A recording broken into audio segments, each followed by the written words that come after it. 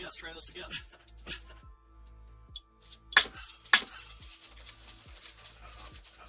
So yeah, I guess for the foreseeable future, we won't be doing this on TikTok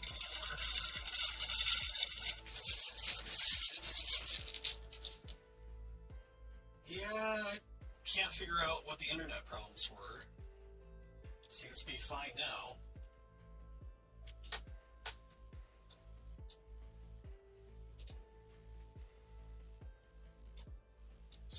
There we go.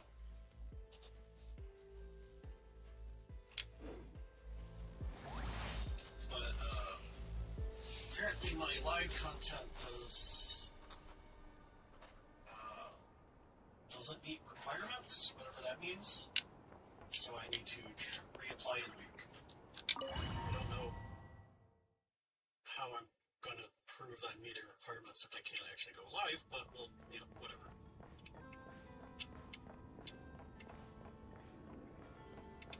Thank you.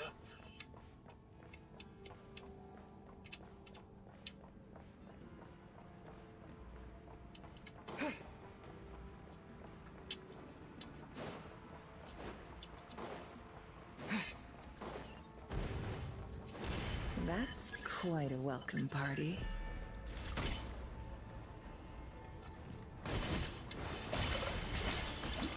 Wipe out! The mystery unravels. For the everlasting force. Observe. Night falls. Be silent.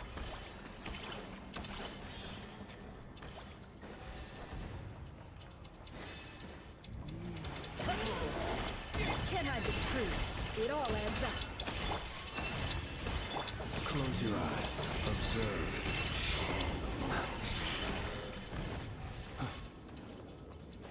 Get back! I said get back! Do you hear me? Why isn't it working? No! Don't come any closer! Don't!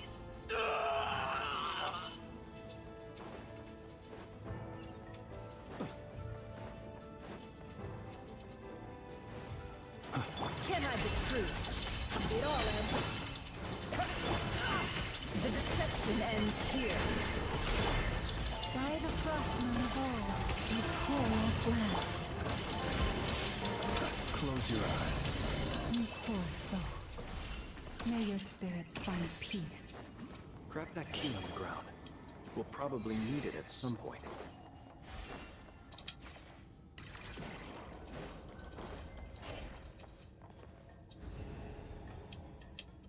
Watch out. There's no way through. Let's go around. It takes too long for that explosion to happen. We can get through the hall if we move our butts.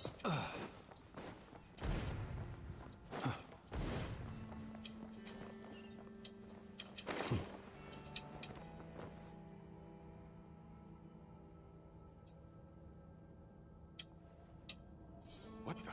Trespassers? Here? What's wrong with you people? We're looking for the doctor, and we understand he might be here. I see you're fleeing the facility. You looking to settle a score with the doctor? Good luck with that. I don't think you have many chances left. Perhaps. But you might have a chance to live if you start talking. 2 other Harbingers had the same idea as you. They're already inside. But what good is it gonna do? The doctor wouldn't do something like this unprepared. Seems to me that you're not too thrilled about being his subordinate. Also, is it just me, or do I sense monsters nearby? If you'd prefer their company to ours, that can easily be arranged. We need to know what the doctor is up to. Please, if you know anything at all, tell me. This is about more than us versus the doctor. His actions could have consequences for all of Nodcry, and perhaps even your homeland, Snezhnaya.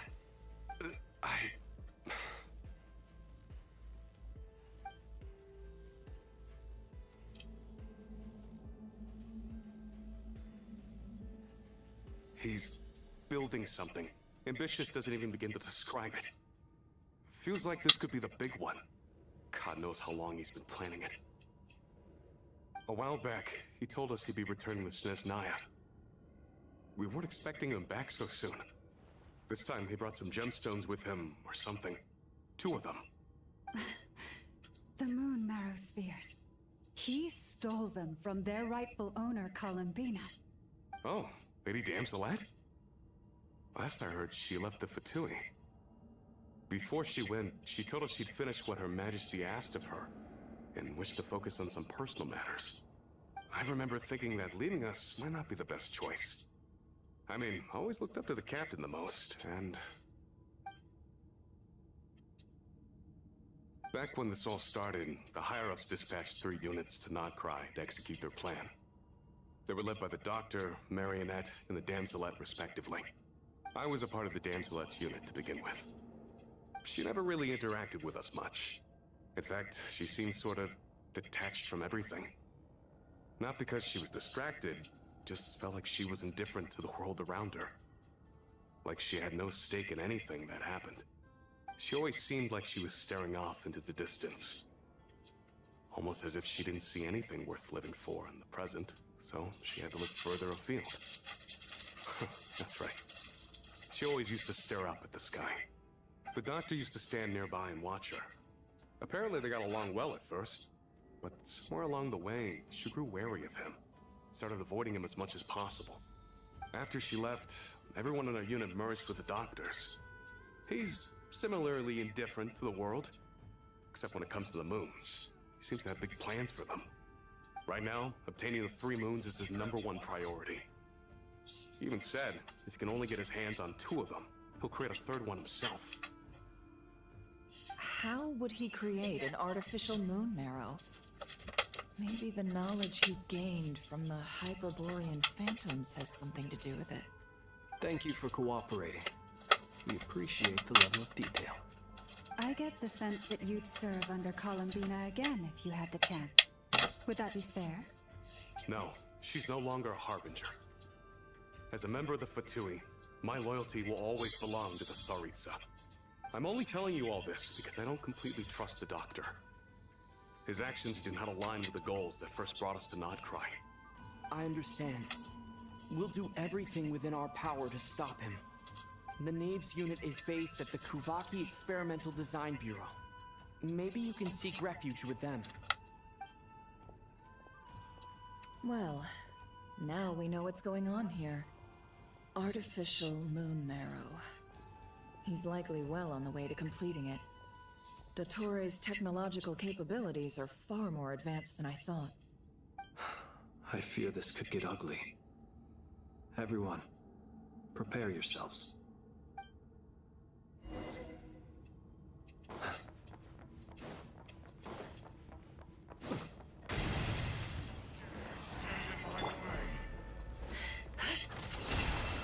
Can't hide the truth. Leave this place for the everlasting forest. Be silent. To dust. Observe.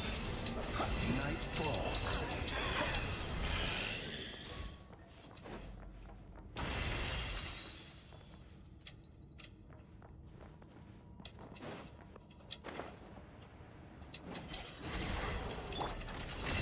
Seek within. It all adds up.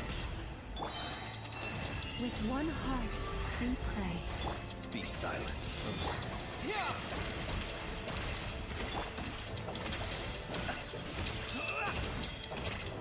No more lies.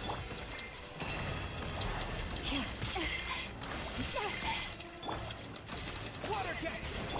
Close your eyes. Observe. To dust. Be silent.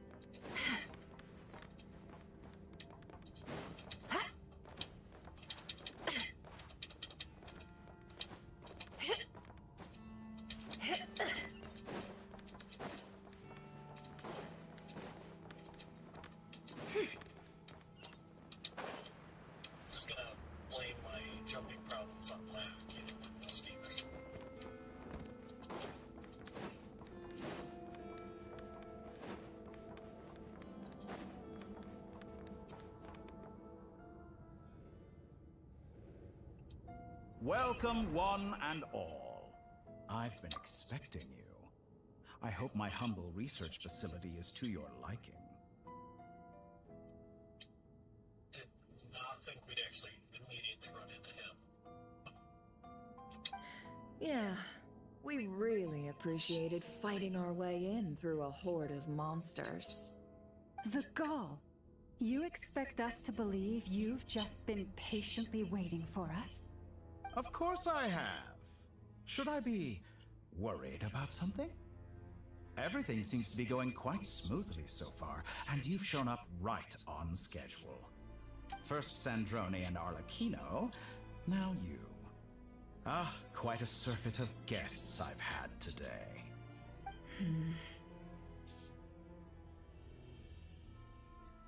If you were looking for them, I should probably mention that Arlecchino disappeared as soon as she entered the facility.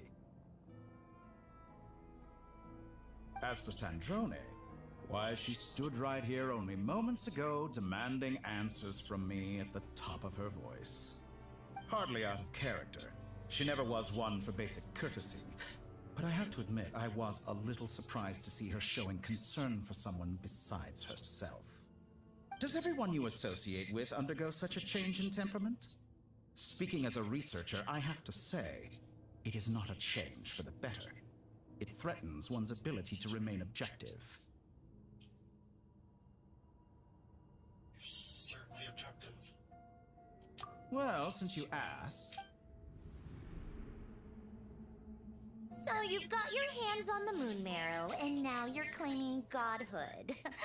Don't you think that's a bit of a stretch, Dottore? I must protest what you are insinuating with that phrase, claiming godhood. I am not claiming anything. I am stating a fact. You're a researcher. I'm sure you appreciate the distinction between the two. Huh? Wait, you really think you're all that? You'll excuse me if I'm not being a polite little lady for you. We're colleagues. We both know what kind of person you are. By the same token, I knew you'd respond along those lines. You and I both understand that facts speak louder than words. To that end, I've had my people send you a small gift. It should go some way toward helping you understand my present position. What gift?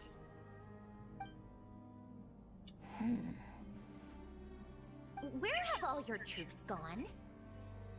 Who knows? Perhaps they are already marching toward a new world, following in the footsteps of an unknown god.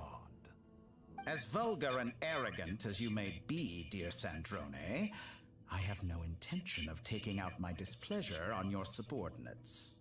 They will enjoy equal rights to my own. You sent your people to the Experimental Design Bureau? That's the Tsaritsa's property. Yes, and I am very mindful of Her Majesty's instructions. But you know full well that they do not conflict with my present goals. In which case, all I'm doing is conducting another one of my experiments. Is there a problem with that? Now then, you have a judgment call to make. Am I simply lying to stall you? Or is it possible that every word I am saying is the truth? In which case, your subordinates really are in danger. So now you've turned on fellow Fatui soldiers. You're completely insane. I have set a new rule for myself. Each person gets one chance. Naturally, that includes you, Sandrone. If you wish to leave, I won't stop you. We are colleagues, after all. Scumbag!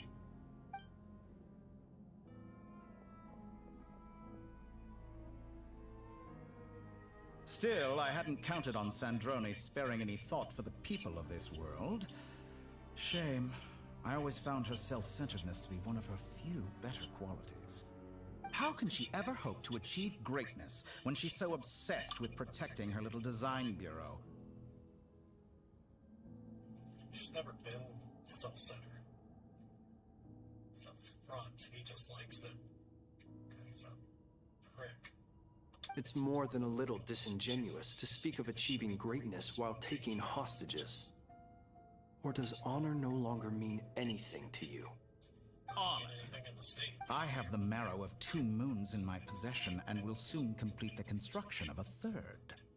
I will be the god of a new world. And you speak to me of honor? How charmingly naive. Those are sacred relics. You do not deserve them. In my view, many in this world do not deserve to be alive. And yet, I mercifully permit them to go on living, do I not? You'll come to regret your actions. Will I now?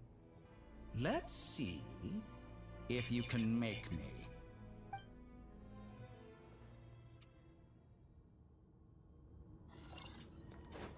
The deception ends here. Wipe out! For the everlasting forest, you poor last life. Beware the creatures of the night. Close your eyes.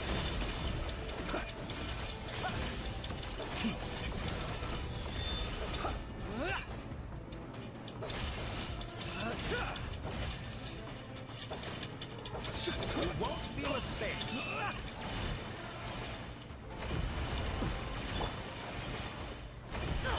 Absurd. An exact. It all adds up. No more lies.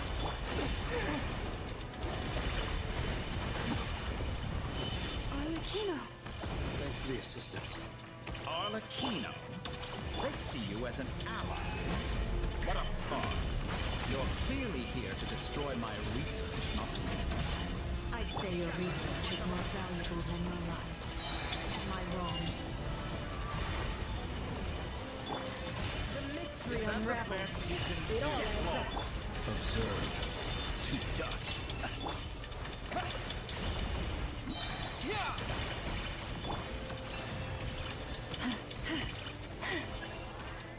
Get lost.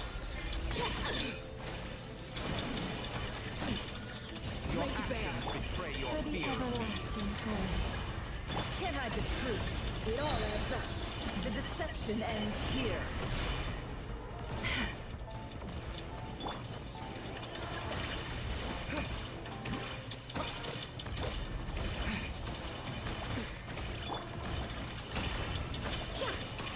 Be silent. Close your eyes. I expected so much more from you.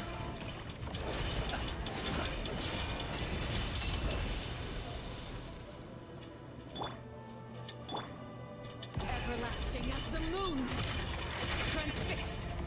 No more lies. Can't hide the truth. Seek within.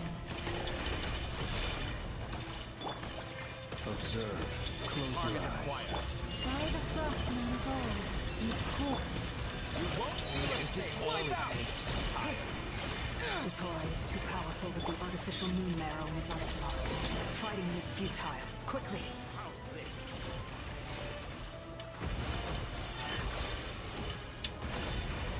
Wait, what?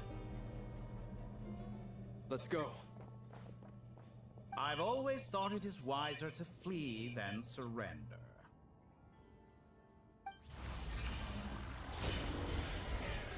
Watch out!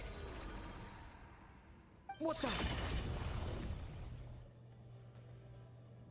Forget about me! You should... Where's the traveler?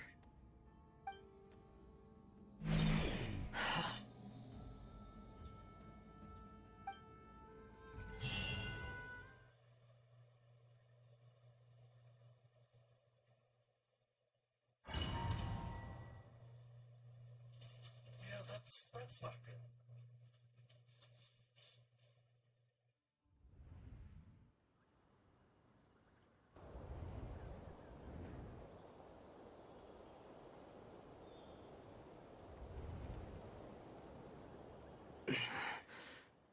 What just happened? Nasha Town? How did I get here? That's the greatest thing that's ever been in Noshitown. I remember being trapped by Dottore during the battle. And now all of a sudden, I'm here. Something weird is going on. I guess I'll start by exploring the area. Huh? Traveler? What brings you here at this hour? Huh? What are you in the mood for today? A hot dog? Or something else? We've got some special discounts at the moment. Want to see the menu? Sorry, I'm not hungry right now. Ah. Well, feel free to take a seat for now. Let me know if you change your mind. Everyone seems to be acting normal. Am I just overthinking? Oh, darling, look who it is. One of our regular customers. Get the traveler something to eat, would you, dear? Wait, why is he talking like that? Well, I'd love to, but can't serve a customer unless they order something. Anyway, I take it your business is wrapped up? Yes, thankfully. It was a long trip, and it's left me feeling pretty exhausted. But the upshot is, I won't have to leave again for a good while. We can have some quality time to ourselves. Wait, these two are a couple? I see some kids around too. I didn't know they had a family. Hey there! I haven't seen you in ages! What's keeping you so busy? I've been looking forward to playing with you again. You forgot already? You're silly. Daddy brought you over to our house recently. We had some snacks together. What is she talking about? We've had a lot of customers over the last few days, so we've been real busy. And like my mom always says, some people are more than just customers. Oh, another customer's arrived. I better go see what they want. This is all wrong. I never once heard the owner of this restaurant talk about their family. It certainly isn't. Could this be? Very good. I knew you had it in you. Aren't you going to try the house special? When did he show up? No. None of this is real. You don't seem to like it here. That's fine. We can change venues.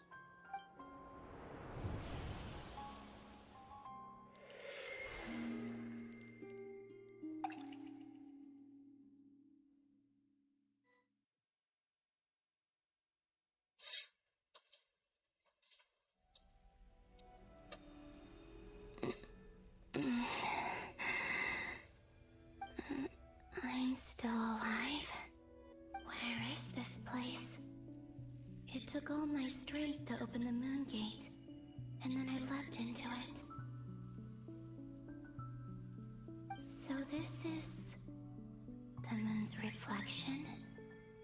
The mysterious realm beyond the gate?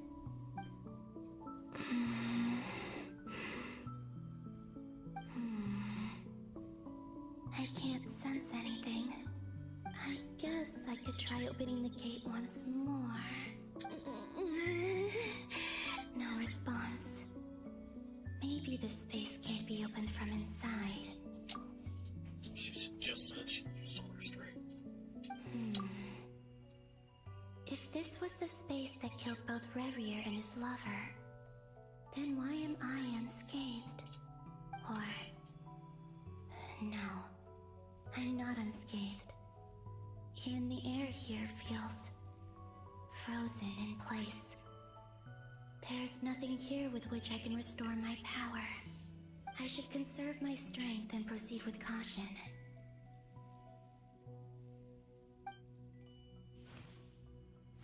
I don't believe Dotori's scheming will stop just because I escaped.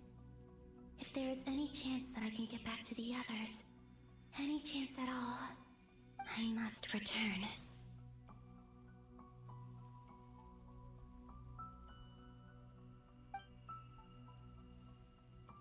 Emptiness. Silence. What is this place? Or maybe the real question is, what is it for? What's this? Looks like it responds to my power.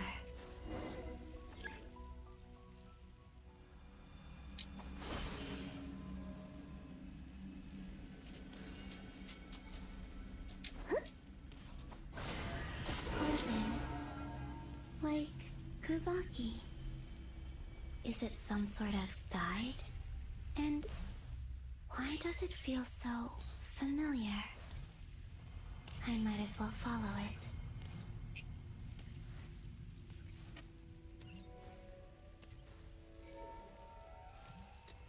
Where does this lead?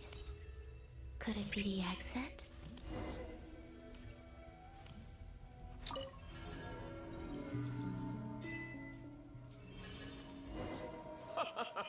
Welcome home, Moon Goddess. Is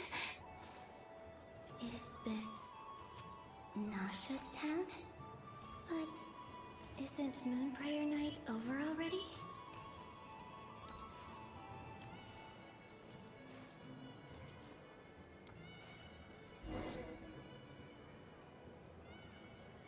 Goodbye for now, Columbina. I hope you have a wonderful night. I will. Well, everyone else. And me? Are these my memories?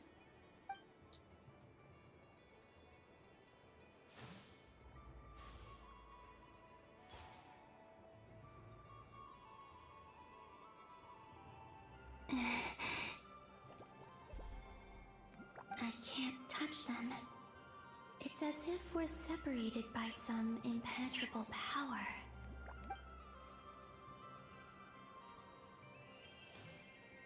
Over here! Over here!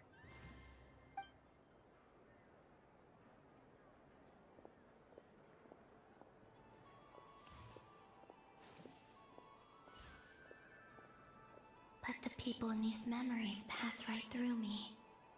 Just like when I disappeared. If only I had known what would come to pass after that. Even so, I should still take a look around. Just being back here, it gives me the strength to keep going.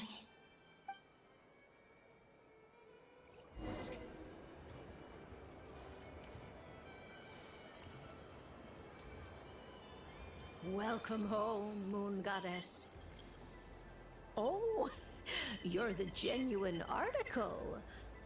Alice was right. This Moon Prayer Night was worth watching after all. Oh, yes. That was the fortune-telling stall run by Barbeloth from the Hexen Circle.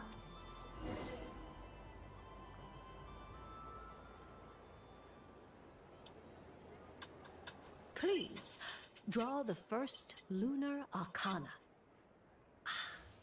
This represents destiny and is the foundation for the divination as a whole.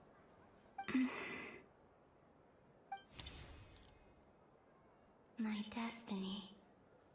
I believe the card I drew was the moon. Now that I think about it, Barbeloth's divination was absolutely right. It's almost time to draw the last card. The one that represents the future.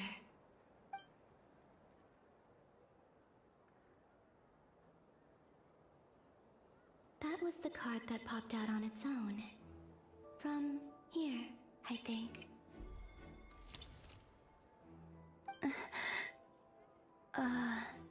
Kuvaki Pulse? What? So it's time travel. Like, really is time travel. This is like Harry seeing his own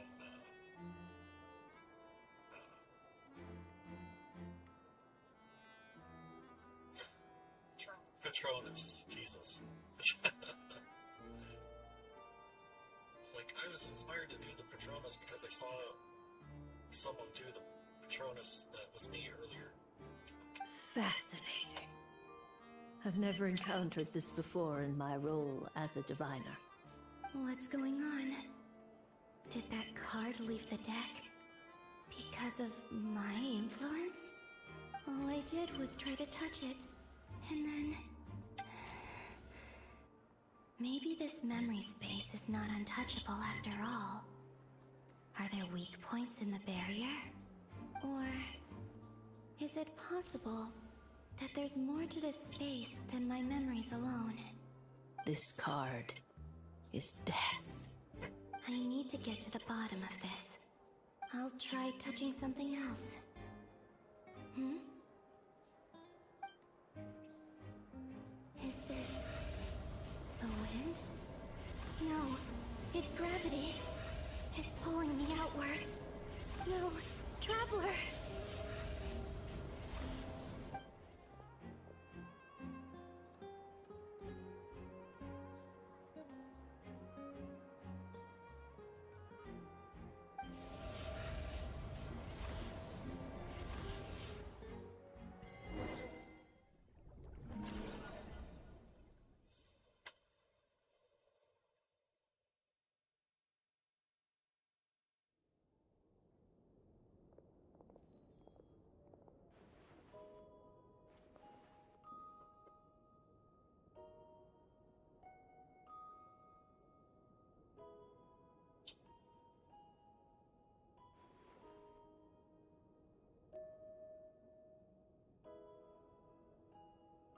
Paimon, listen to me. From the bottom of our hearts, we are so sorry. We completely understand how you must feel. The Traveler is trapped, and we all feel responsible for it. Don't say that! Paimon's not a little kid! You didn't leave him behind on purpose! There was nothing you could do!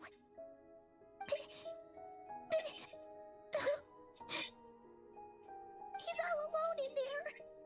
What if something happens to him? What are we gonna do then? We've barely spent any time apart since we met. Is he gonna die? We must find a way to rescue him. We were all involved in the operation where he was captured, and we do not abandon our comrades. That being said, it won't be easy. Through conversation with the others on our return, we've arrived at a basic idea of what we're up against. Dottore lab has clearly been in operation for a lot longer than we realized. We found many monster samples stored there. In all likelihood, they were materials he used to research his latest technology. We also know that through his contact with the phantoms of Hyperborea, he gained knowledge about the moons and certain Hyperborean technologies. Using this knowledge, he then fashioned an artificial moon marrow to serve as a replacement for the frost moon beyond the sky.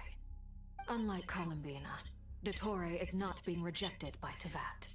And even with 2 of the 3 moon marrows, his power far exceeds all of ours combined.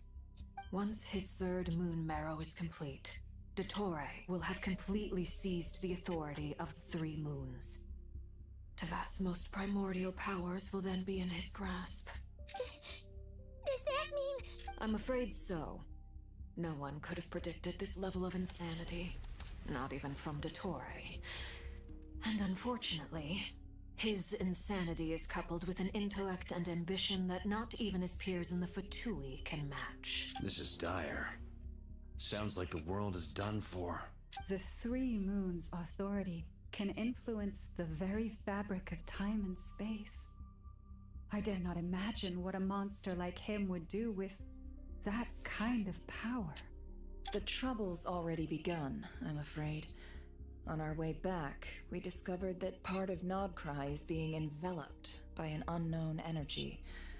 We cannot ascertain what is happening inside. I'm convinced this is Dottore's doing. Not that there's any way to prove it. The issue is, we have no idea what his intentions are.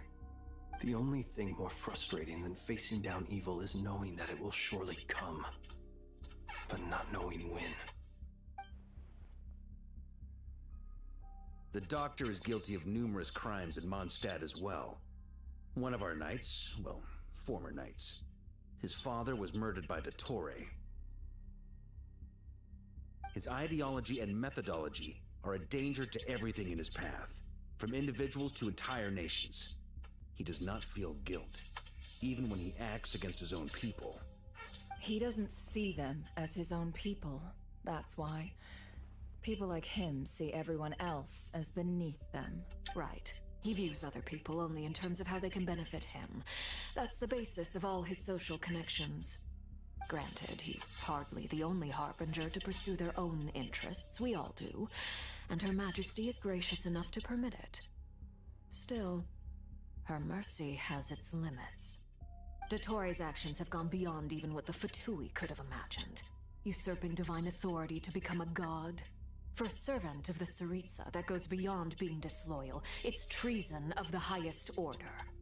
We can't expect him to heed the Tsaritsa's will once he gains the Three Moons' authority.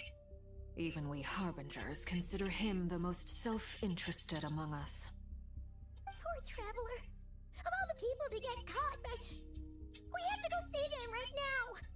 Please! We gotta find a way! Paimon, I promise you, we are with you all the way. I get how you feel. I do. But it's gonna take more than strong emotions to take down an enemy like Dottore. What we need now is more information. Right. We can't even guarantee he's still at his research center. Before we can think about mounting a rescue operation, we need to confirm the Traveler's location. I'll find a way. Paimon knows, but he might be the strongest person Paimon knows, but he's still human. He feels pain and bleeds just like anyone else.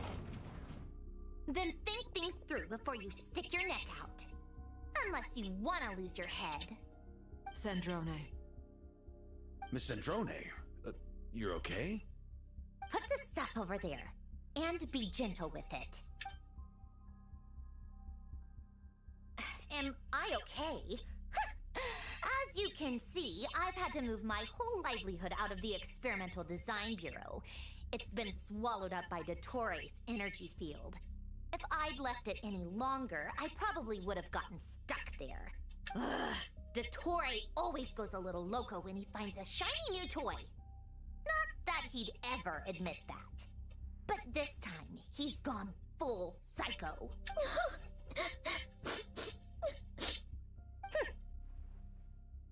Just go ahead and cry already. Sorry. Paimon's not trying to make a scene. It's just... Oh, Paimon. Let it all out. There's no shame in it.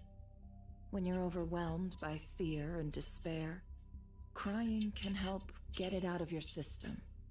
You'll feel better for it.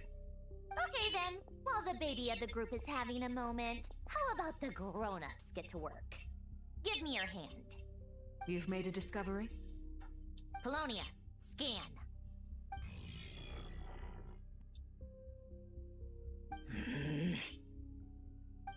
You, hand, now. Oh, I thought you'd never ask, my lady.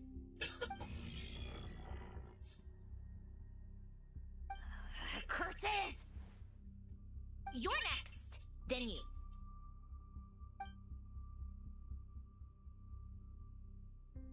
Dottore, you son of a... He's done something to us! Everyone who entered his research center has been implanted with some sort of curse. I don't feel anything unusual at the moment. Does that mean it hasn't activated yet? Is there a way to figure out its purpose and what might trigger it? My best guess is Dottore created it using the Moon Goddess's powers. 1 second, analyzing. Ugh! That friggin' maniac! So, what twisted game is he playing this time? The moment I analyzed the energy composition, some encrypted text appeared in my mind's eye. And when I deciphered it according to the Fatui standard encryption protocol, I got the following message. Feel free to run, or you will perish in Nod Cry. He's mocking us. Yep, he loves to toy with people. Only in this case, there might be more to it. But I didn't detect any murderous intent or malice either in the message or the curse's energy. As if this is him at his least malicious. Or perhaps all people are cowards in his eyes. Maybe he thinks the threat alone will be effective. What a despicable person. And he has the Traveler in his grasp. If I may, as unhinged as Dottore may be, he has always exercised great patience with the objects of his interest. I remember a comment he made when we first arrived in Nodcry. He said, "This world is, on the whole, an exceedingly dull place. But at least there are a few intriguing features, such as the gods. or the Traveler.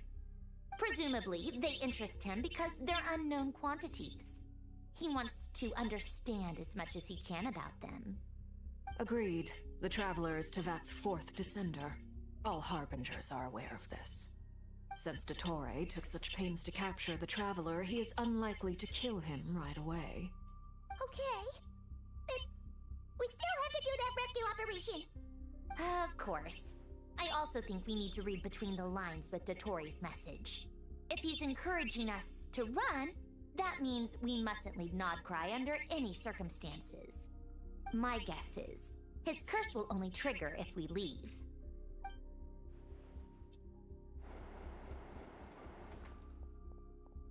We've discovered multiple energy fields. Albedo is still attempting to analyze their structure. He told me to report back first. Each field is slowly growing, swallowing up more of the surrounding area in the process. And the pace of their expansion has increased since we first examined them. He's probably trying to swallow Nodcry whole. His nefarious ambition knows no bounds. If this continues, the whole of Tevat will be in trouble, not just Nodcry. The loss of Columbina could not have come at a worse time. Do we think she's truly gone for good? She entered the space beyond the Moon Gate, knowing what became of Rerir and Thelindis. I'm sorry, but I fear the odds aren't good. Don't be ridiculous. If I know her, she's busy finding a way back as we speak just so she can annoy me. She isn't dead. Whatever has become of her, the fact remains that we are two comrades short on the eve of a decisive battle. We need to find out the Traveler's location, but there is also other work to be done. Agreed. Whatever Dottore's planning, we have to get the local populace somewhere safe. So, as well as a rescue mission, we have to organize a mass evacuation at the same time. It would be best if someone could approach leaders of neighboring nations and negotiate emergency asylum for Nodcry's inhabitants. Can anyone handle that? Snezhnaya is one option. I'll see what I can do. This would be so much easier if the Traveler was here. No! Stop thinking like that, Paimon. Paimon will join you. She's pretty well connected thanks to the Traveler. Maybe it'll come in handy. Either way, that's what the Traveler would do if he was here.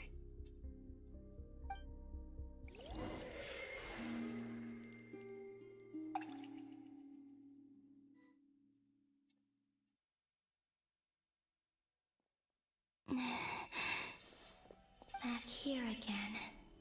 That gravitational force that pulled me back. Is this where it came from? When I saw that memory of Moonprayer Night, I think I influenced reality. Was it just a coincidence? Or if only I could have sent the others some kind of warning on Moonprayer Night. Maybe we could have stopped Dottore. I feel so heavy. Does entering that space consume a lot of energy? I really have a lot to give. Well, even so, I have to keep moving forward.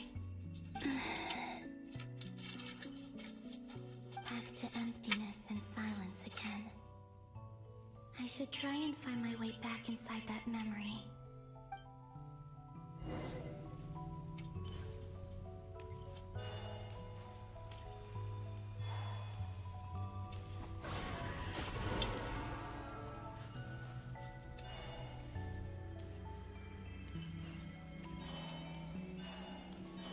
The entrance from last time isn't showing up. Looks like I need to gather these scattered fragments.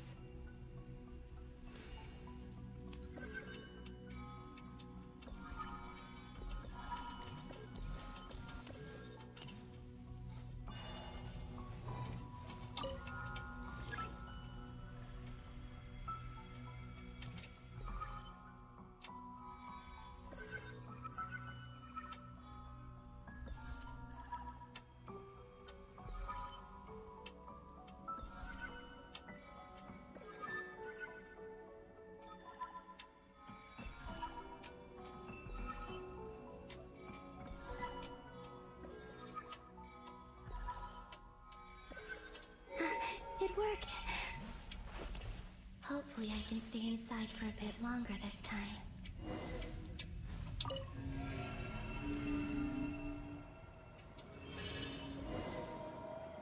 Ad Astra Abyssosk. Welcome to the Adventurers Guild.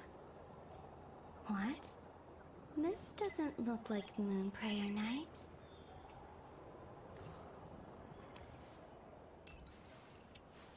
Extra, extra! Latest issue of the Nasha Express! I don't think I've ever been here. Maybe this space isn't comprised of my memories after all. There aren't any festive decorations around. Is this Nasha Town after Moonprayer Night ended? Did Dotori's plan not affect the town? Or is no one aware of what happened because he used the Three Moons' authority? Let me see if I can influence anyone else. So, what do we do next? Wait, that voice. Paimon? The most important thing right now is to find that mage. Lauma the Traveler and Mr. Varga are here too. I'd better go pay the Fatui a visit. Traveler!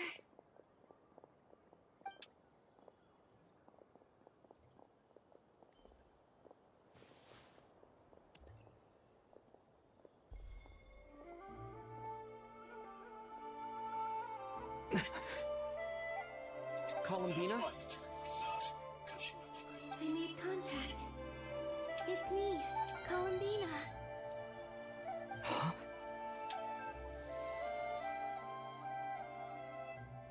Traveler?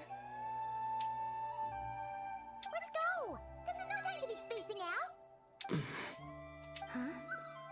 Wait a moment. This has happened before. This is what happened when I disappeared. I stood right over there, thinking that no one would ever find me again. It was only when he called my name that I decided to follow them. But did he turn around because he sensed my touch just now? Is it really possible that from in here, if I keep following, it's that gravity again? It's a little too analytical. How much time you have? Every time I influence reality within that space, this force intervenes and pulls me back. It's as if it's trying to stop me from leaving. I'm getting weaker and weaker. I'll just have to try another approach next time. Come on, Columbina. Keep going.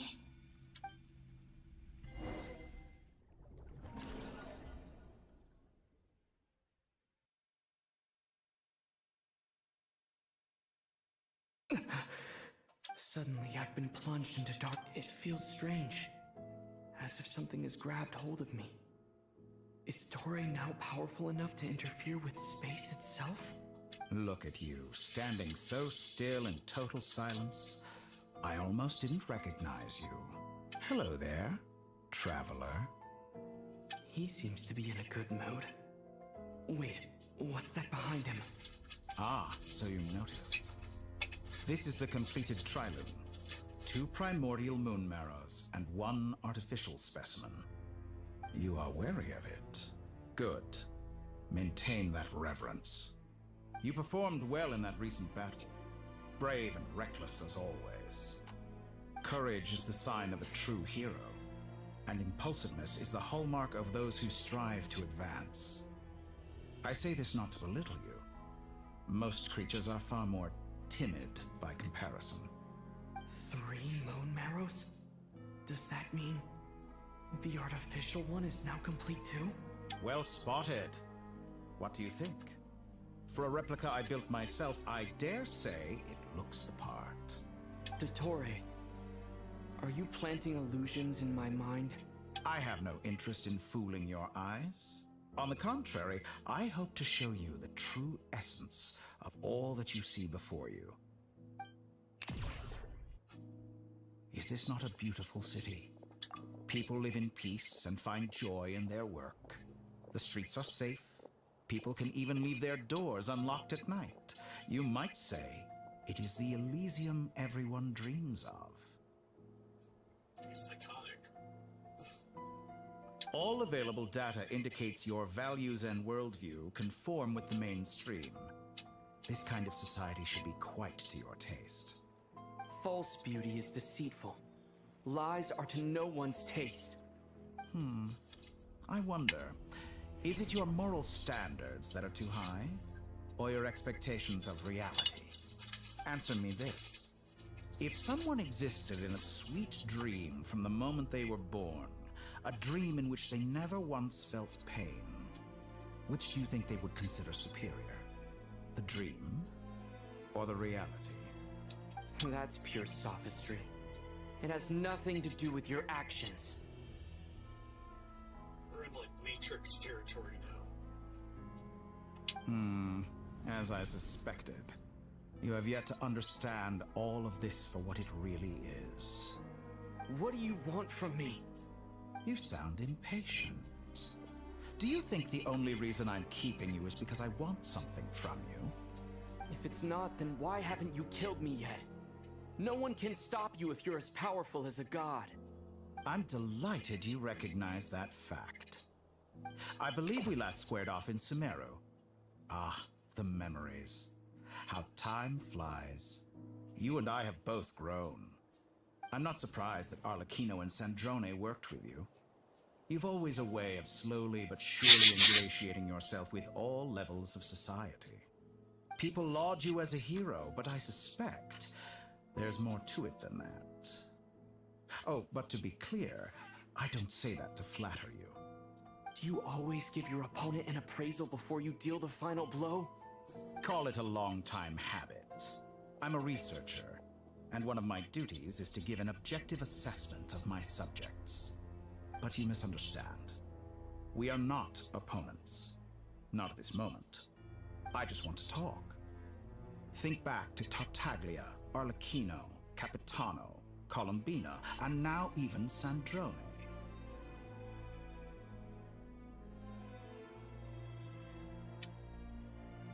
You've worked with each of them in the past. I believe you can work with me as well. What makes you so sure? Well, why not? Should the good associate only with the good and the bad befriend only the bad?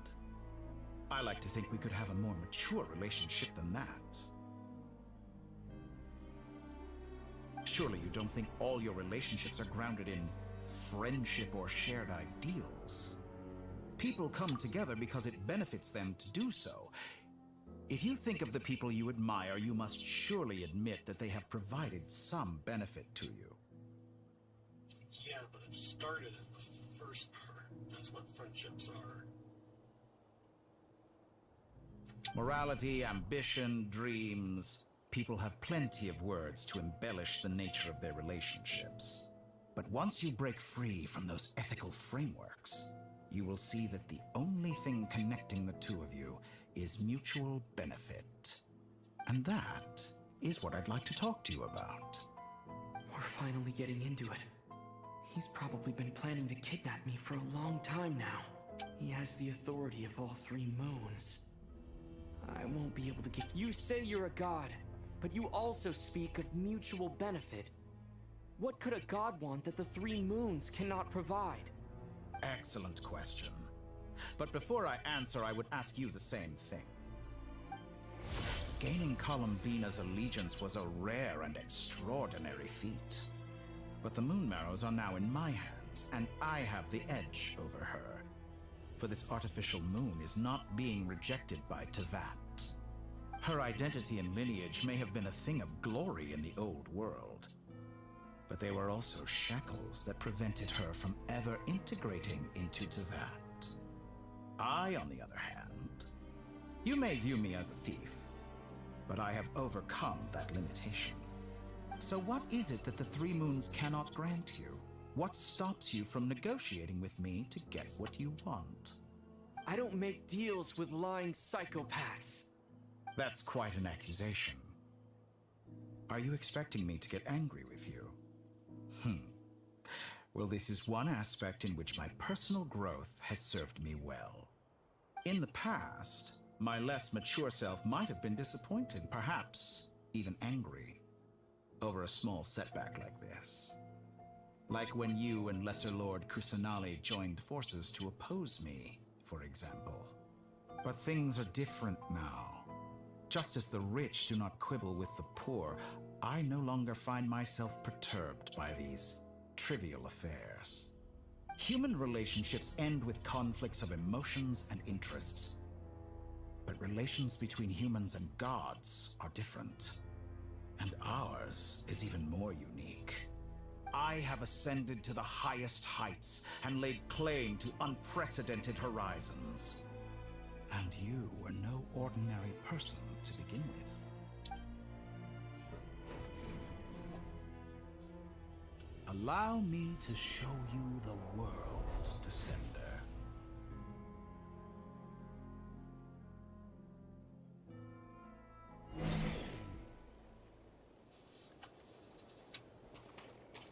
To stand, walk, jump, sit, and lie down. These are the most common of behaviors. Have you ever wondered why we were born following such laws? Who stipulated that we could not fly instead of walk?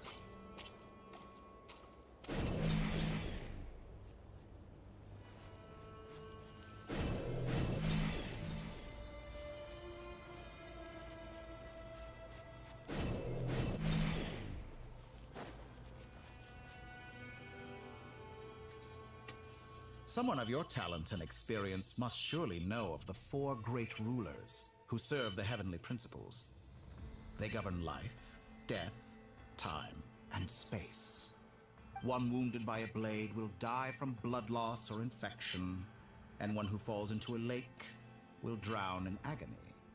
The elderly wallow in solitude, and the solitary age faster.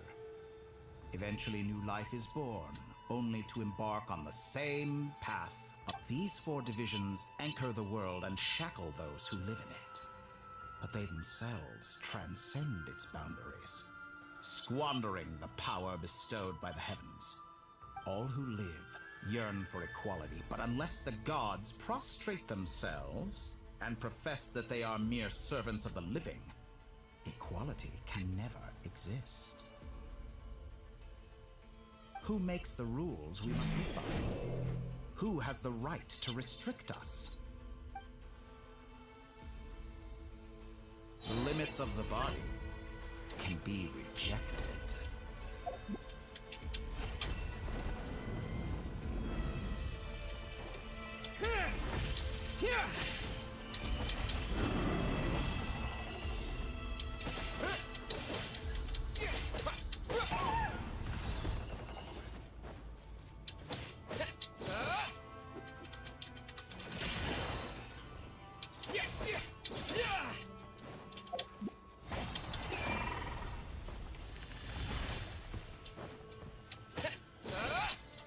How does it feel to be among those with absolute power? You cannot conceive the extent to which your flesh hinders your mind and spirit.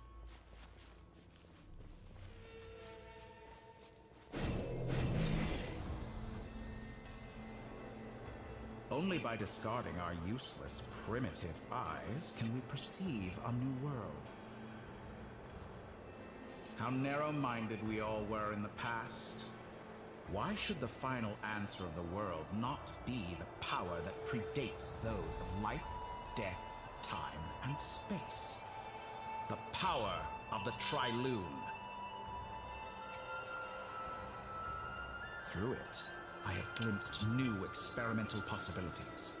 Nature suppressed, authority exiled, souls controlled.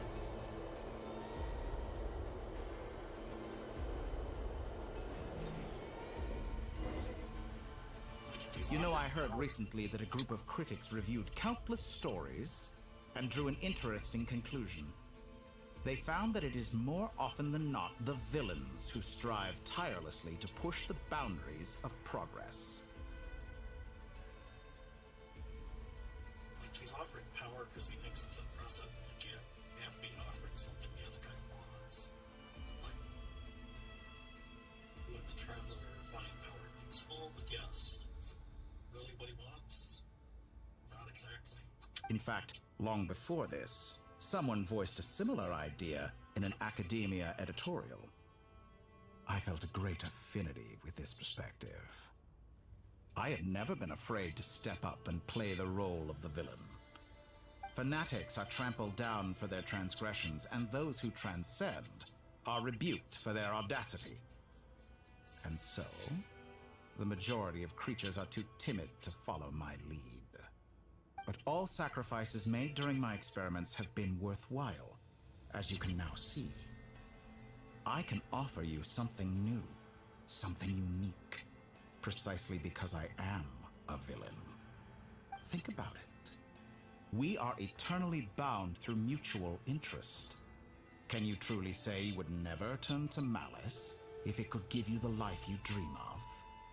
After all, what value do perfection and purity really have? They are fragile and feeble things, utterly tedious. I say, better to be governed by a flawed humanity than a gnosis. The true seeker of knowledge is the villain who undergoes countless tribulations in pursuit of their goal. I'm sure many people have told you that you're different. Because I'm a descender? Exactly. Very clever. But what does that got to do with you? I do not conceal my wicked deeds, my selfish desires, or my greed.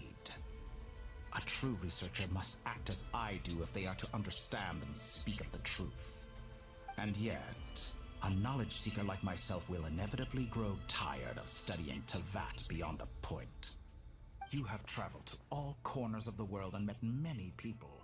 Along the way, there have been moments when you were misunderstood or even became a wanted criminal. And all the while, you have spent your days doing some of the most mundane jobs in the world. You fight and toil, claim minuscule rewards from my friend Pantalone, then you fight some more, winning some battles and losing others as your search goes on. And this cycle continues, with no end in sight. Surely you must sometimes grow weary of being stuck in this same loop day after day. We're completely different. I embrace everything that life throws at me. I am engaged in every step of my journey. How does that make us different? I too embrace what life brings, researching everything that interests me. Think of all the novel things I've managed to create, like the artificial moon marrow. Don't you see? As unique a specimen as she was, even Columbina is not irreplaceable. Take that back! She's gone because of your actions! Well, given the way it sounds like she ended his studies on her, how much of that then is just Columbina? I didn't say that to anger you, though admittedly I don't see what there is to be angry about. Anything Columbina could do for you, I can do better. Because Columbina is objectively a better person. I know what your ultimate goal is.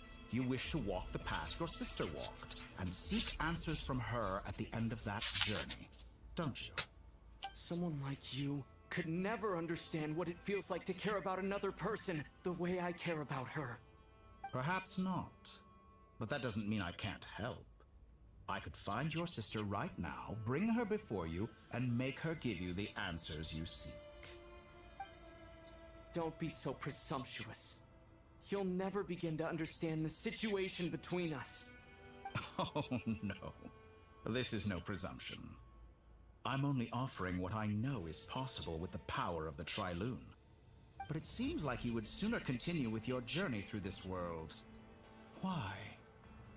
Do you truly desire this journey? Or is it simply a necessary process from which you cannot escape? Think of all the time and energy you have spent, everything you've had to endure just to make it this far. Is this really what you want? Or has your hand been forced by the promise of that final answer? Yes, you have made many friends. But do they ever spare a thought for the void in your heart and what it yearns for? What you want is not friends. It is family. But do they know this? I, on the other hand, am far more considerate. Join my experiment, and in return, I will bring your meaningless journey and all its struggles to an end. This is a malicious attempt to manipulate me. But at the same time, he's stating some very human truths. Of course he's right about my predicament. How can I deny it? I have faced ungrateful strangers, never-ending troubles, an endless quest for answers. I want to see her. After everything I've been through, words can't describe how much I miss her. How much I want to be reunited with her, wherever you are right now. Do you miss me too?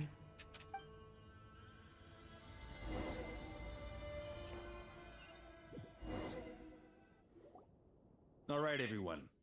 Our next mission is clear. We need to contact all the major organizations, explain the situation to the public, and then begin the evacuation. The residents of Notcry are quite dispersed. The two most populated areas are the Southern Isles and Pyramida.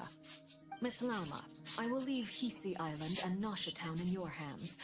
I will liaise with the Fatui and Pyramida. Agreed. We will reach out to Natlan and Snezhnaya. Anyone found north of the Experimental Design Bureau should follow the Fatui to Snezhnaya. As for those dwelling south of that line, I will ask the Voynich Guild to help persuade them to leave. Then I, Mr. Varka, and the Frostmoon Scions will escort them to Natlan. The Voynich Guild has dealings with the Curatorium of Secrets. I will send them a letter vouching for your credibility. Yehoda, you should help Lauma. This is too big of a task for one person. My wish has come true.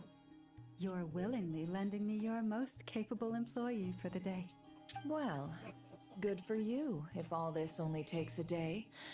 Of course, if it takes any longer, I'll be charging a fee. Boss, wait! Oh, I'm sorry. Something to add, Yehoda? Well, no one's more important to me than you, boss. And remember how Lauma healed your eyes after that big... Are you completely incapable of acting in your own self-interest? Or do you simply devalue your own labor? Are you sure you don't want to come with us? Who will see to our other work if we're all busy evacuating residents? Sandrone insists that Columbina is still alive, and we have a traveler to rescue. There's much to be done. But boss, I'm just worried that... Well, Nefer, I'll link up with you once my tasks are complete. What makes you think I'd need you to do that? I'll need it. And considering the way you approach certain matters, I think you'll be better off with me present. That's quite enough. Just focus on your work first. I bet we're in for an uphill battle here. But we can help out too. Inefa and I are gonna help Nasha Town's residents carry their stuff.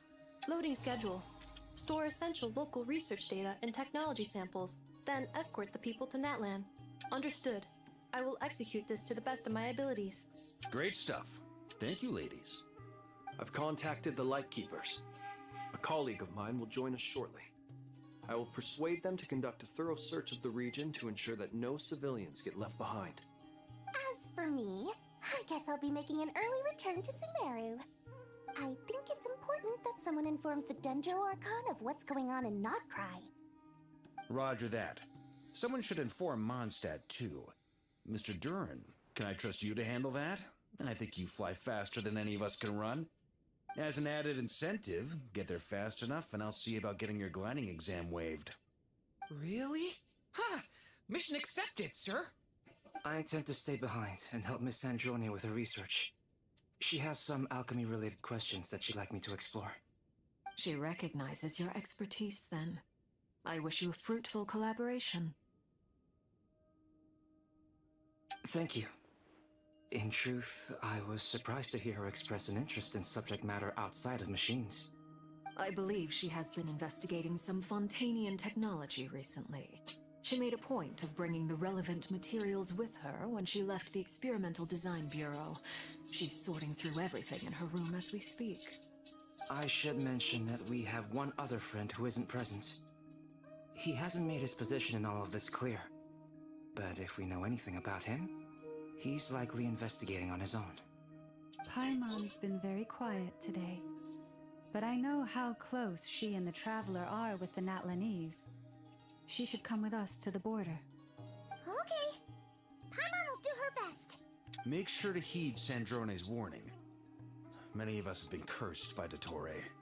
As such, under no circumstances should anyone cross national borders. Remain within Nodcry. That aside, personally I have faith in Columbina. Things look grim, sure, but who knows how it'll play out. We hear like a cardboard every now and then. It's distant. But I've been eating it anyway, so the crunching is probably covering it up.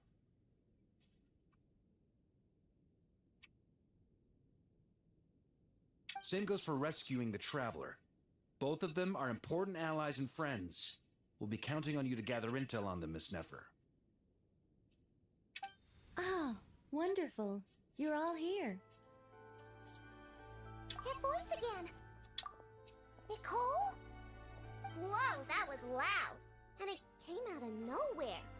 So mysterious. Sorry, this is the only way I can speak to you all right now. Please accept my apology. Anyway, time is short. I'll cut to the chase. We're still facing quite a catastrophe here at the world's borders. Alice has roped in every Hexen Circle member she can get a hold of. Except for me. She told me I had to come and help you all out as a matter of urgency. I quote, "You love talking, don't you? Well, now it's finally your time to shine. Take these. Make sure the whole party gets one each. You'll be in charge of making sure everyone stays connected." Huh? Is this Scanning. Unknown device. Analyzing. Unknown device. Conclusion. Cute. Affirmative. It is cute and good. I believe that I quite like it. This is no ordinary Dodo communication device. It's my very own special modified version, specifically... sorry. I almost went off on another tangent there. Anyway, help yourselves. It will allow us to communicate over long distances within Nodcry. No more worrying about shuttling messages back and forth. What astounding technology. Am I right in assuming that it relies on your personal abilities to function, Miss Nicole? Yes, exactly. Right on cue, Albedo. I'd love to brag to you all about how it all works. But no, next time. Anyway, I'll be right with you all, serving as a communication hub. That's all from me. Head off as soon as you're ready. I'll be staying here to keep watch, and I'll be sending you my blessings.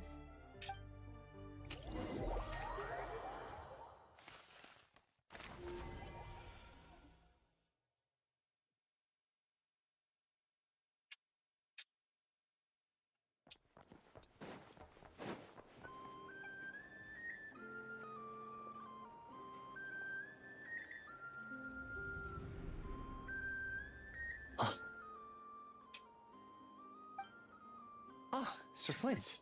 Perfect timing. I just arrived myself. You are most considerate, Master Ilua.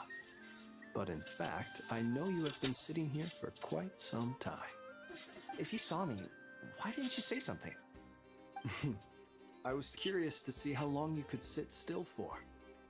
Also, shouldn't you have managed to sense me approaching? That would be a first. You always seem to appear out of thin air without making a peep. Also, how many times do I have to tell you not to address me as master? I don't qualify. He's really cute. I beg to differ. Why should a young man so well versed in social graces as yourself not be worthy of that title? Please, Lord Flint's... Sir Flint's. I'm begging you, don't flatter me into complacency like you do with everyone else. You understand me better than most. My newest acquaintances tell me I love complimenting others. What do you think? I think they don't understand why you do it. You just love puffing people up till they're a big, happy ball of hot air that floats away into the sky. In all sincerity, I can only hope that they bring good tidings when they come back down to Earth. Is the situation that bad? We just held a strategy meeting. Let me fill you in.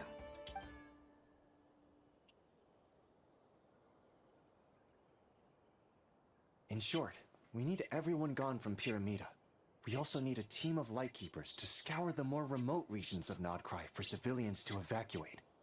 I only hope we have enough personnel. We do. Old Man Nikita will definitely help, and we can recall anyone out on patrol to focus on this instead. Good. I'm sure you and the others will make short work of this.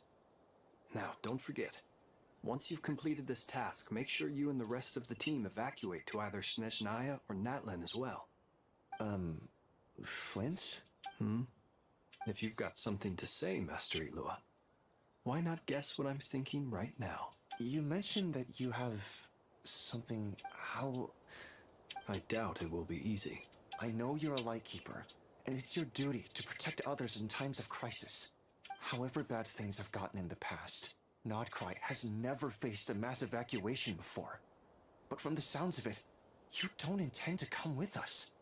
I don't mean to pry, and it's probably none of my business. But whatever it is you're intending, you don't have to go through with it, you know. I've been afflicted with some sort of curse, and I'm told it may well trigger if I set foot outside of Nodcry. As such, I cannot leave. I have to act, if for no other reason than to fight this curse. What? No. Why? Why would anyone want to curse you? There are plenty of people out there willing to trample over others in pursuit of their own goals. Frankly, Sir Flint, I'm furious. You're making light of what is an incredibly serious situation. Indeed I am. And? And what? Nothing I can do about it, I'm afraid. Things happen, and we just have to deal with them. If you find yourself feeling angry, perhaps start by drinking a big glass of water. Hey, you mean you're completely unmoved by my anger? I'm devastated. Then allow me to express my sincerest regret. Come by the lighthouse sometime. We'll catch ourselves a few fish, have a little barbecue, play some cards, and bask in the sun. Maybe I need to spell this out. Lean in a little, Flint. Oh, my. Word is that you were caught up in a real horror show recently. People were amazed that you returned safe and sound. They've been debating whether you're even human. I've returned safe and sound from plenty of crises. When you say people, do you mean other people? Or do you just mean you? Fine. I'll be frank. You're not human, are you? Heavens. Now that's a horrifying thought. You know what? Forget it. We'll revisit this once it's all over. A sound plan. Albeit a little ominous sounding. Just promise me you'll come back in one piece. All right? For you, Master Ilua. How could I refuse? Also, please pass my regards on to our colleagues.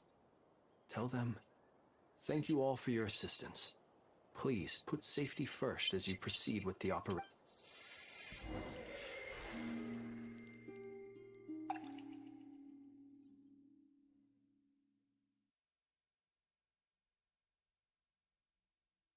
I have to keep searching for a path toward reality.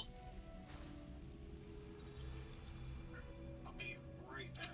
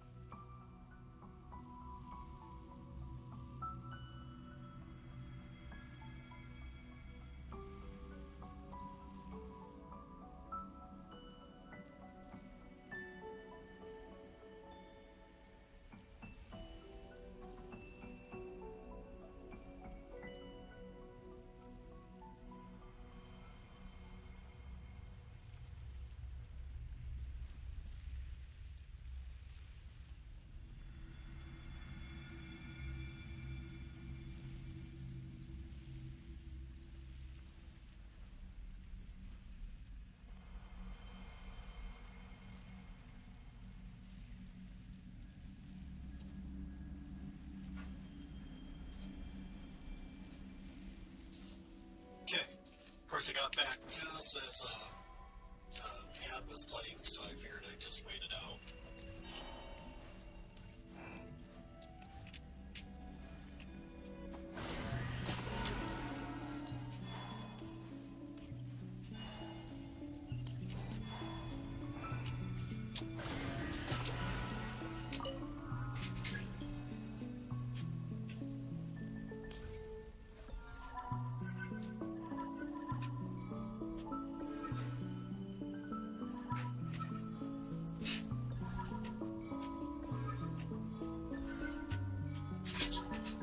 This is unnecessarily drawn out. Like, just press hold, they should all be drawn This should do it. The last 2 times I tried to influence reality in this space, it consumed a lot of Kuvaki. I'll try and be more careful this time. I need to leave key clues behind using less power. I hope everyone still remembers what I said on Moon Prayer Night.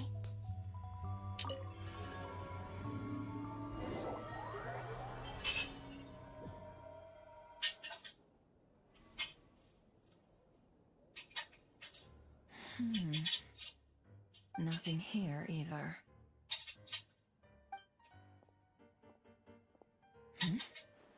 Flint's? Ah, Miss Nefer. What are you doing here? Unless... I just spoke with Itlua about arrangements for the search and came for a walk nearby. As for you, why would... Huh. It appears we think along similar lines.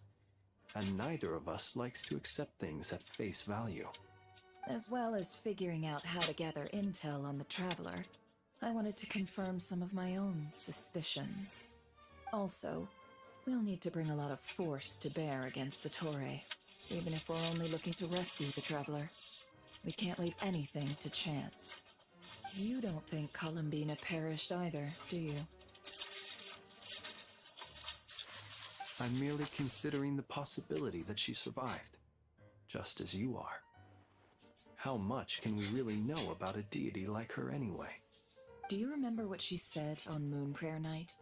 About using moonlight to send messages to us? Of course. I think that's why we're both here. Where have you checked so far? I've been focusing on the outdoors. Anywhere the moonlight shines. I checked most of Nasha Town, but didn't find anything. I checked the Curatorium of Secrets, and a few rooms where I thought I might find some leads. But no luck here either. The only places I haven't looked yet are the rooms in the flagship. But process of elimination isn't the only thing that brought me here. Oh, really? What's your other reason? After all that build-up, our mystery ally never showed up even once! Huh? Am I imagining things?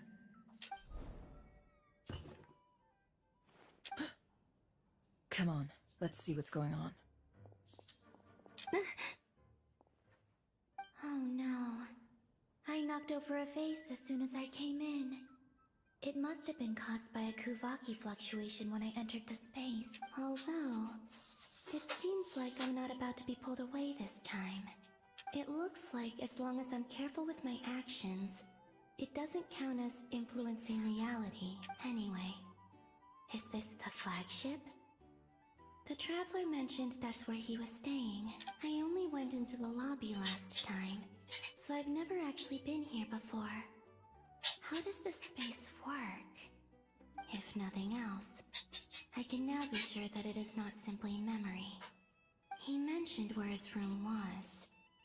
I think it's... this one.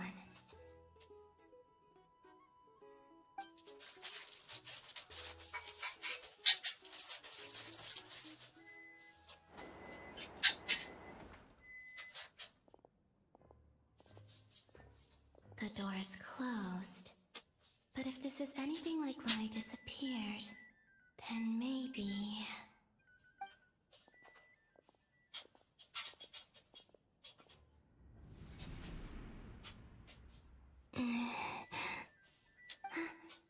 I'm in.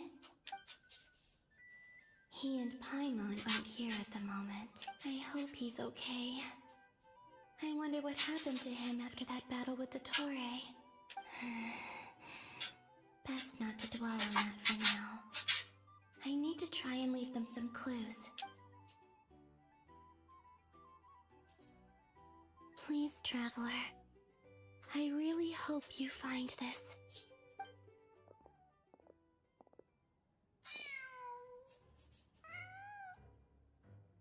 Huh. Just a cat. Nothing else here. Didn't you stay here for a couple of nights once? Before Rarir showed himself. Yes. It's also where the Traveler and I first met. Did you notice anything unusual during your stay? I remember thinking how much noisier the flagship is at night compared... the Traveler... This is where they've been staying, yes? Over here? That's right. I wouldn't usually condone breaking and entering. Focus now. I have to write a message on the wall using Kuvaki, just like I said on Moonprayer Night. Simply open your windows on nights when the moon shines bright, and the moonlight will naturally flow towards the words I have written. Here goes. I'll need to carefully control my strength.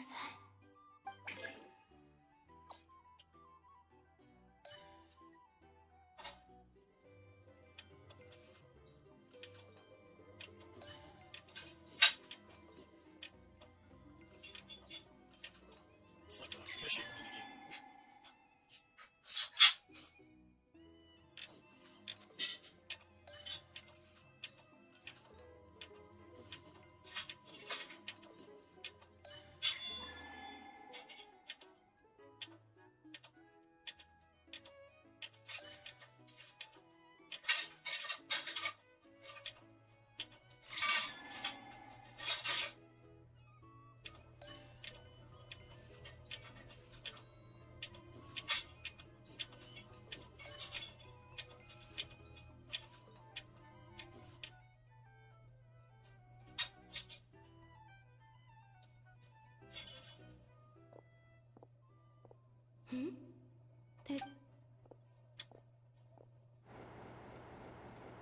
Please, you have to...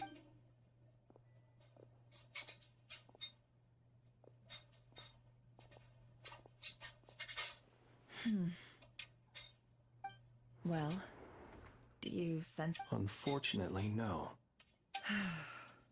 And this place was our... Not necessarily. We've only looked in... Miss Columbina said she would leave messages at her friends' dwellings. It's still worth checking where Miss Lau... Let's try... wait. What are you waiting for? What's that look for? This is a victory feast. It's normal to eat a little more than usual. The Traveler and Paimon. But... why are... Huh.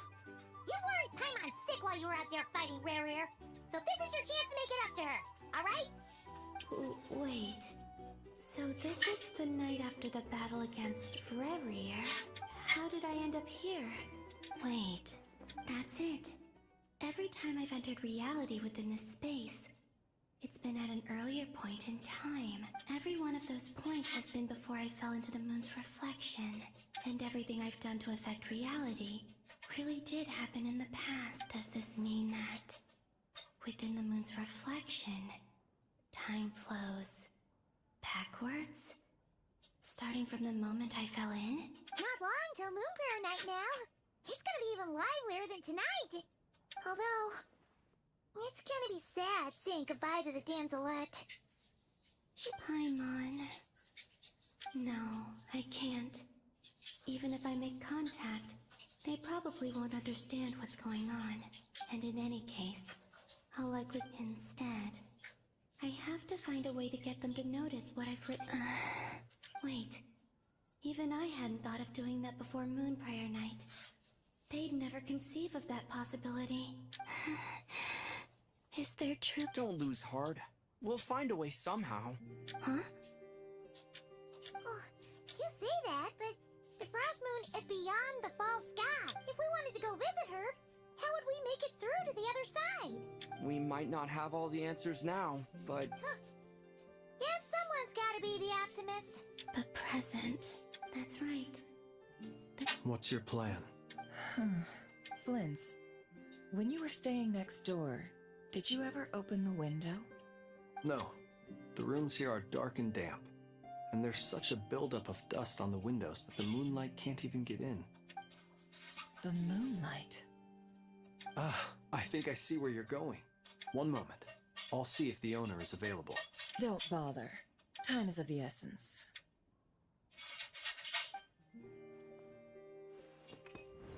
Time. Even if no one sees what I've written at this moment, maybe someone will remember what I said after Moon Prayer Night. I need to write down as much information as I can.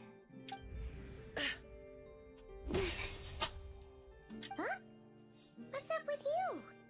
You can't even hold your cup steady. a little. Well, you should probably hit the hay then. You've had a really tough couple of days for you.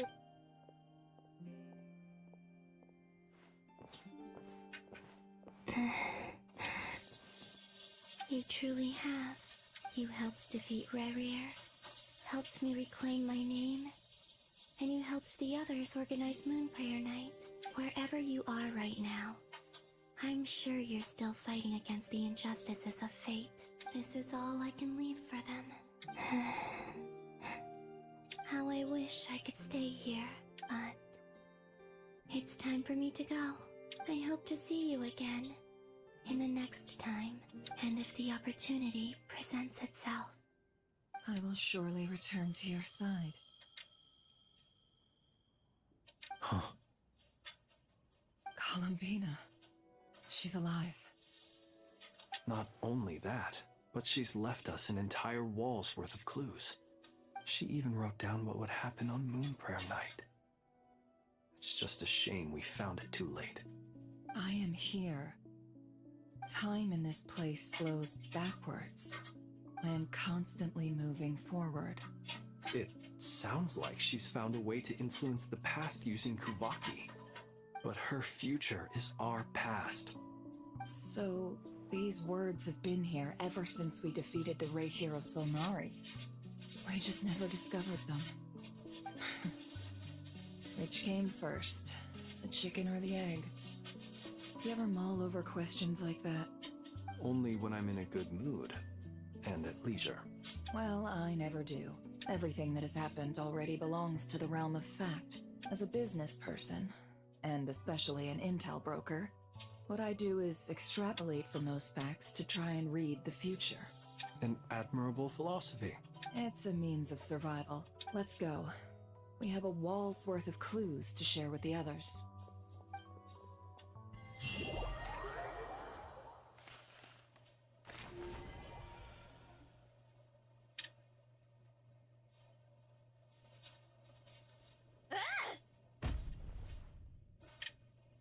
It appears that the doctor's energy signature has changed to something similar to Kuvaki.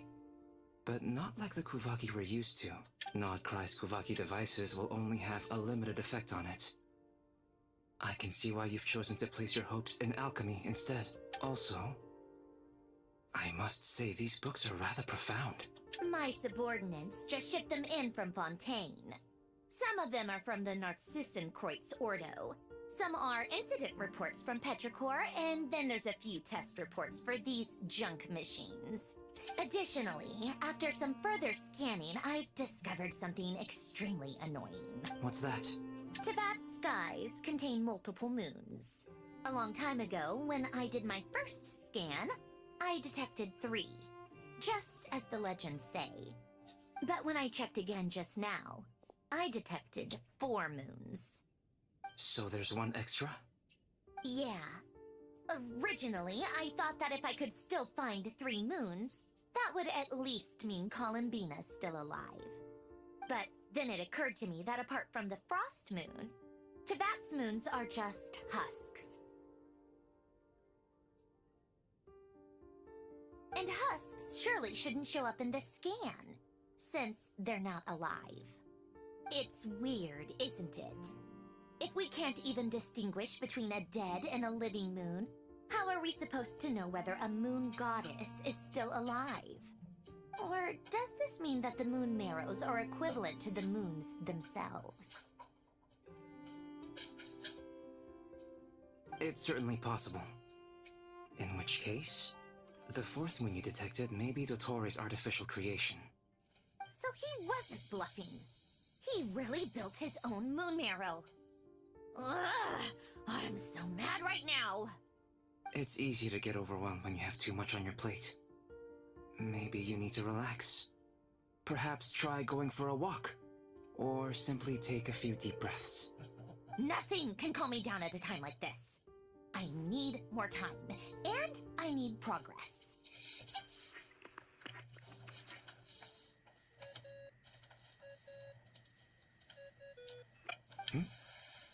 It's Mr. Flynn. I really hate that ringing tone. Ugh. First the four orthants of the Narcissenkreuz. Then... Oh, sorry if we're disturbing you. What do you want? Are you still at the Curatorium of Sea? Yeah. Look, everyone else is still out, so there's no hurry. Plus, I'm busy. Even though we have crucial... Fine. I'm listening. Do you intend to share it via the Dodo communication device? Ordinarily, I would, but this is a unique situation. I think it's best that we discuss it in person. See you at the Curatorium.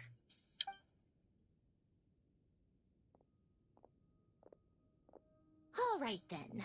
So, what's the situation? The rest of the team is still out working on their missions and evacuations, but we've decided to fill you in on the most crucial information first. Sandrone, you were right. Columbina is most likely still alive.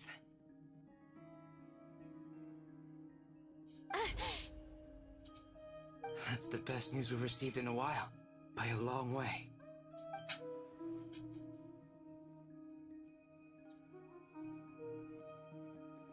Random locations. Appearing in reverse order? Are you serious? So not dying isn't enough for the moon goddess, huh? She has to show off too. Anyway, does this mean we can deduce her condition from the moon marrows? Miss Androne, there's nothing wrong with simply admitting that you're happy to hear the good news. I'm not. And she's the least of our problems.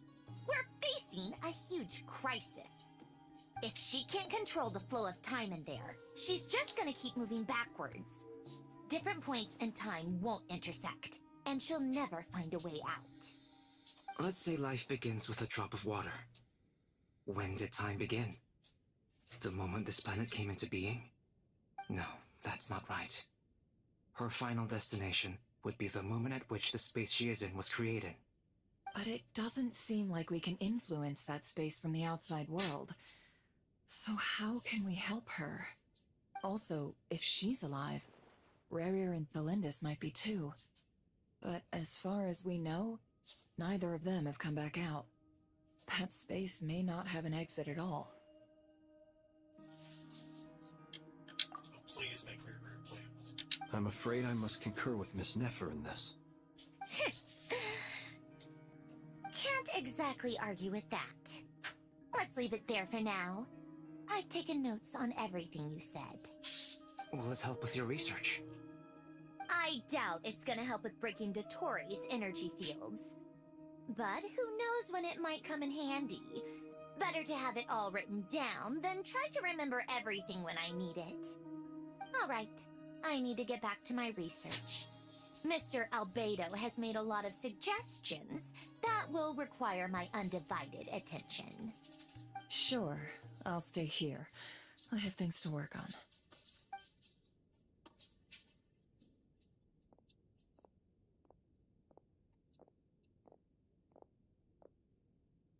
Paimon, are you there? Oh, right. She went with Varka to Natlan, didn't she? Good thing we've moved her and the Traveler's luggage in here. Speaking of the Traveler, where could they be? There's a note from Paimon. Paimon here. Not in at the moment, But if anyone needs to borrow her stuff or the travelers, go ahead and help yourself. Paimon won't be mad. Also, traveler, if you get back before Paimon, make sure to get some rest. Paimon misses you a lot, but put your health first, alright? How sweet. Well, since you offered, Paimon, don't mind if I do. This is the Traveler and Paimon's luggage. All the items they use day to day are here. It's well organized. I wonder which of them is responsible for that. What do we have here?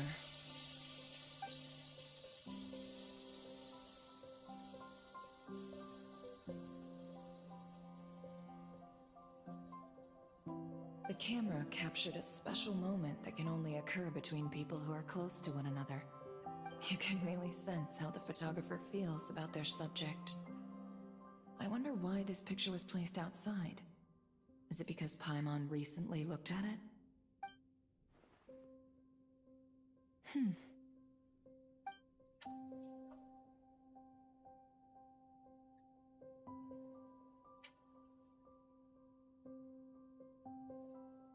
This must belong to the Traveler. Perfect. Hang in there. We'll find you.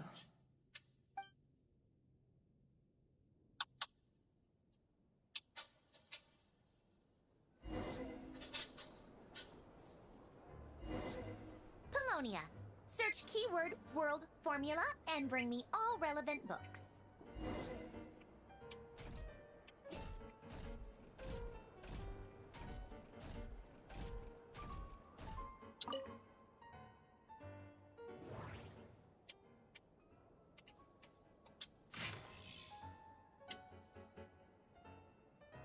Yeah, I'm not reading all that.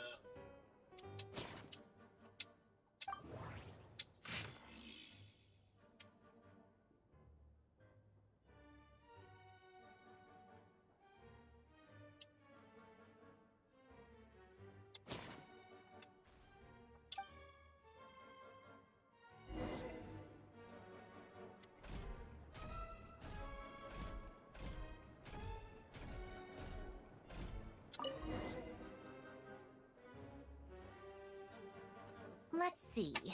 This one is on Tonki's sermon dictation concerning the apocalypse.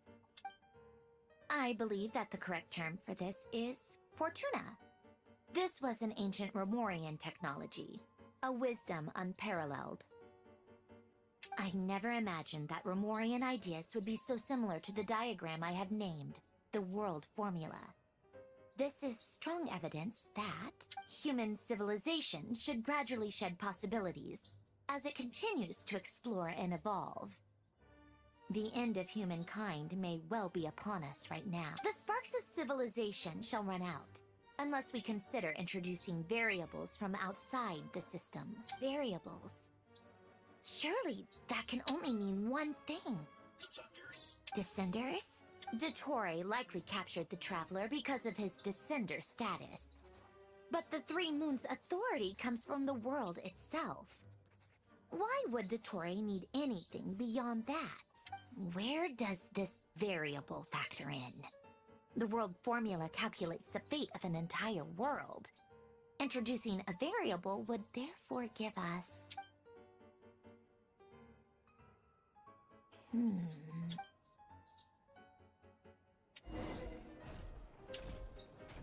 Polonia, search keyword pathway and bring me all relevant books.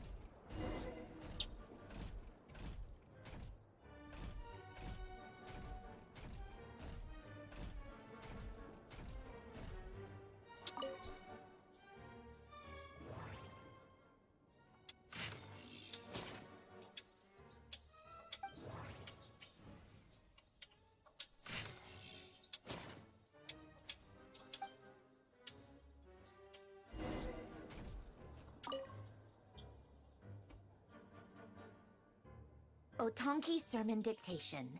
Explications on the Chemical Marriage. These titles are pretty esoteric. Observe and compute the pathway displayed in the guidance diagram. Deconstructing and reversing its effects could generate potential So, it's one of Renee's draft lectures. Deconstructing the path...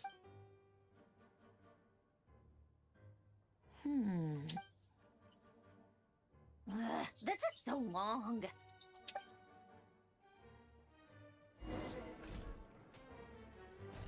Polonia. Search keyword tree model and bring me all relevant books.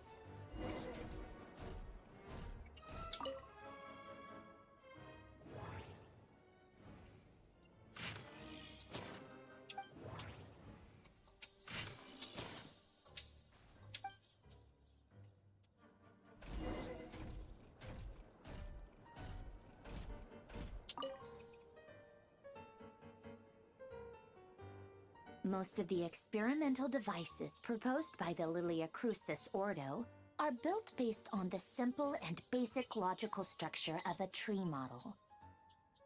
Lilia Crucis. Guess they were trying to cover up the name of the Narcissenkois Ordo? When Duke St. Germanus departed, he said, "It seems that there's no going back." Alas, he is only a genius when it comes to machines. In all other things, he is but ordinary. Excuse me? I'm sorry. That's just ridiculous. But great Detective Herlock, the alchemist and the clockwork saint? Still, the author swears that they knew Renee well. Whatever. I guess it's not beyond the realms of possibility. Memory, wishes, souls, and persona. Frankly, this sounds more like occultism, but if Albedo vouches for it, I suppose there must be some alchemical... The way Alain Guillotin saw it, the world was comprised of machines. The universe needed machines, and thus his technologies were created. That's why I was born. René, his full name was René de Petrichor, if I recall correctly. Sounds like he and the town must be intricate. That place was also the source of most of our information regarding Remurian civilization. Seems like some of his projects were based on their technology. The cutting of souls and storing them in vessels. These seemingly unrelated techniques underpinned René's research. Assuming that the 4 orthants correspond to alchemical categories. The chemical marriage model? Alain would have scoffed at that. He never would have let those theories or parameters anywhere near his map.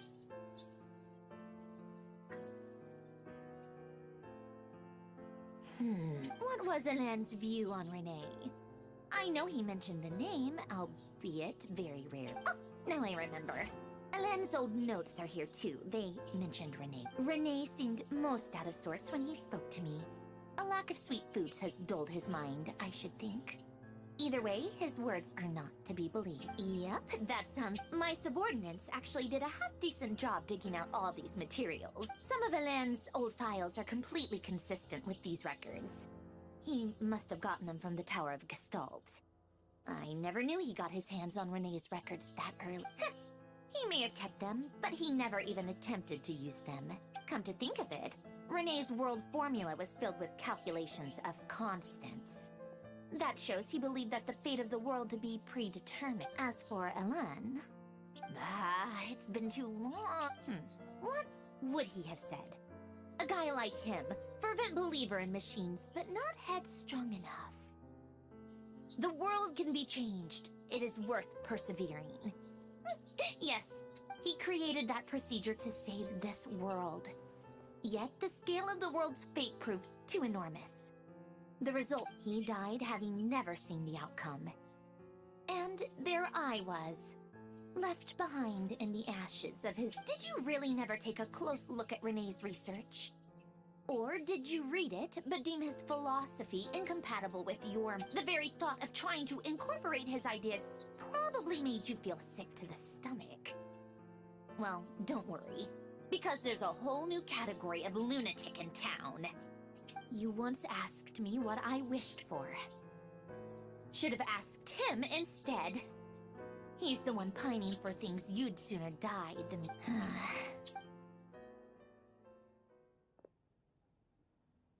Even the tiniest variable can make big waves in the present. Now then, Allow me to put these incompatible fragments first. Establish and verify the existence of the Great Circle. Absolute nihil on one end, absolute reality on the other.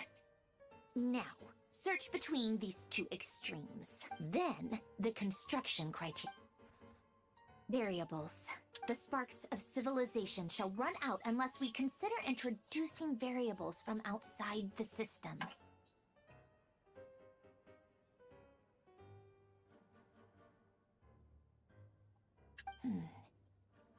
Input variables. Traverse the world, space-time, and civilization. Then extract the essential nodes from the records to determine which variables they point to. The primordial power that differentiated itself from the void. The power of light.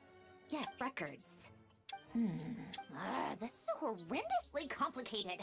After all that, I'm still How do you think it looks, Polonia? Like the frenzied scrawlings of a madwoman? Fine, keep it to yourself. It's not like you can talk anyway. I'll assume you gave it a passing grade. I jest.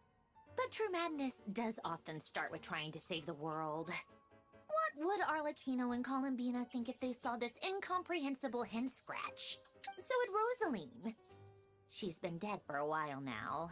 When I close my eyes and think back, I can still see her face. And that enormous dress she used. No one's asking me, obviously, but I hope you all know that I never wanted to save the world. I'm not crazy. The world needs a solution. But I don't need the world's validation. It's the...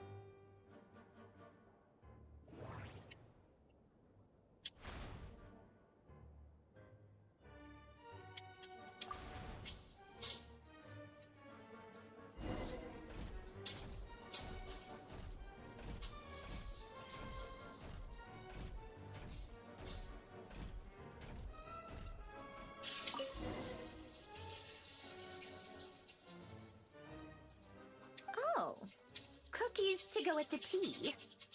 Let's see. They must be from that person who brought those documents. Something's written on the box.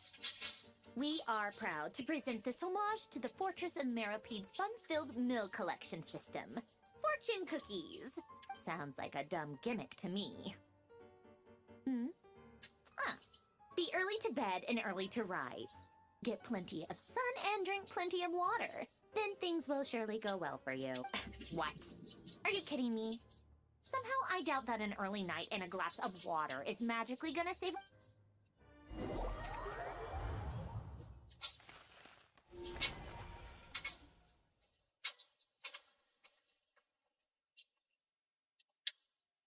Lady Arlecchino, word has reached us that Lady Marionette's troops are all in position.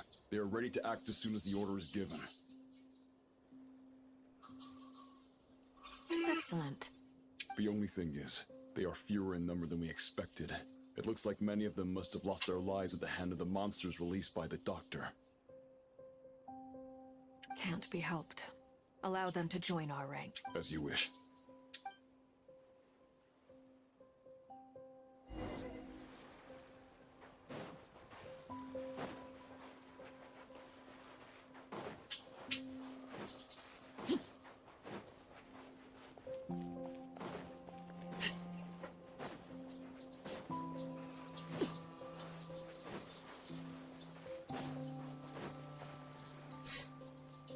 It's been a while, Arlecchino.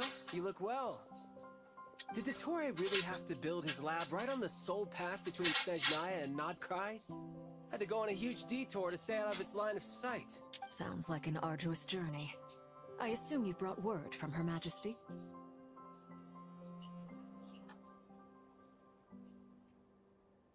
Of course, all part of the job. Firstly, the Tsaritsa has authorized Fatui Internal Affairs to review Dottore's case. They will reach a formal verdict on whether he has turned traitor and whether he posed. While they're working on that, I've been ordered to come and receive the refugees from Nodcry.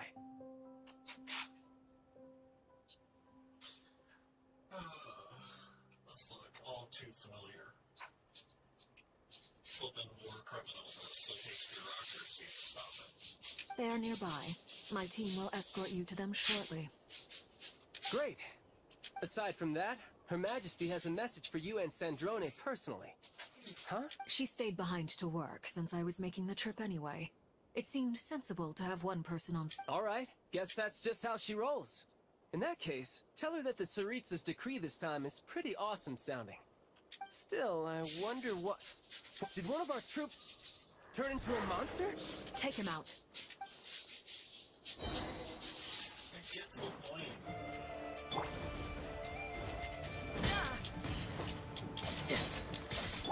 This is where you fall. Riptide!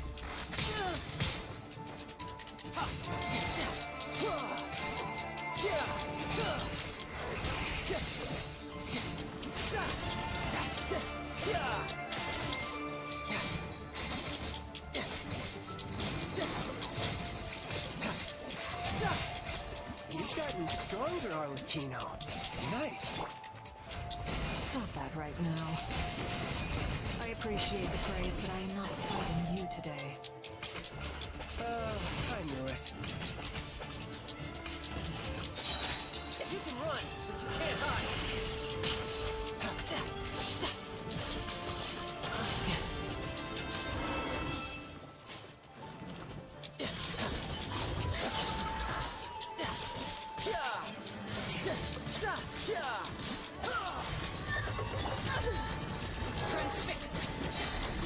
Witness my rise.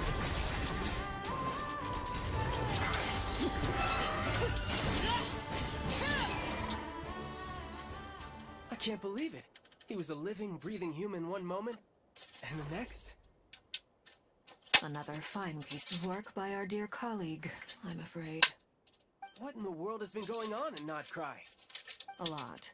But long story short, Dottore stole 2 moon marrows that should have belonged to Columbina, then built a 3rd moon marrow of his own to concentrate the Trilunar Authority in his hands. What? What do you mean he built a moon marrow? People build roads and houses, not moon marrows. What's his next DIY project? He's gonna build a god? You could stand to be less surprised. We are harbingers. The work we are engaged in makes the creation of gods seem mundane by comparison. I tell everyone who asks that you once crossed swords with Rex Lapis while serving as a key supporter for Rosaline's plan. But right now, you're acting like a common adventurer. Thanks for speaking up for me. Those 2 really took me for a ride back then. Then again, surely no common adventurer would manage to get tangled up with them the way I did. It almost sounds like you wish to repeat the experience. No. I'll stop talking. Please, go on. Dottore is currently still experimenting with his newfound power in ways that continue to corrode the outside world. As for the human mutation, I believe this is simply a consequence of his experiments, and not a strategic move. That radiant beast was once a subordinate of Sandrone's. I suspect he was only allowed to live so that he could become an experimental subject. Also, those of us who fought Dottore have been afflicted with a curse. This is so much worse than I thought. No wonder Her Majesty's decree is so While these exceptional circumstances persist, the Harbingers are hereby authorized to use unilateral executive powers. Should Dottore pose a threat, Arlecchino and Sandrone are permitted to eliminate him. My thanks to Her Majesty. I will pass these good tidings on to Sandrone. Her Majesty has also declared that she will refrain from launching an attack on the now evacuated Nodcry due to the presence of unretrieved research material. A wise decision. By the way, how's my old partner doing? I'm assuming they're with you? Partner? I'm afraid I have bad news. He was captured after our failed assault in Dottore's lab. His whereabouts are currently unknown. What? Why? Since when does Dottore have a bone to pick with him? That is indeed the question.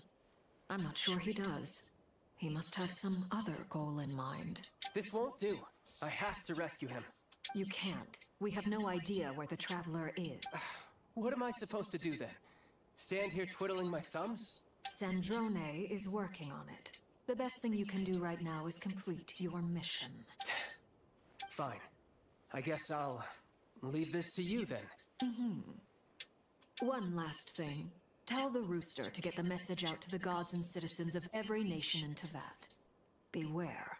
An uncontrollable pollution is spreading forth from Nodcry. The source of that pollution is a madman drunk on the success of his experiments. The Fatui and our allies will endeavor to contain the threat. However, if Nodcry falls, things are likely to escalate. Considering Dottore is one of our own, all Fatui stationed in Nodcry consider it our duty to stay and fight him to the bitter end. Whatever the cost. Hey, don't be too pessimistic. If it comes to it, I'm sure Her Majesty won't stand by and do nothing. I hope you're right.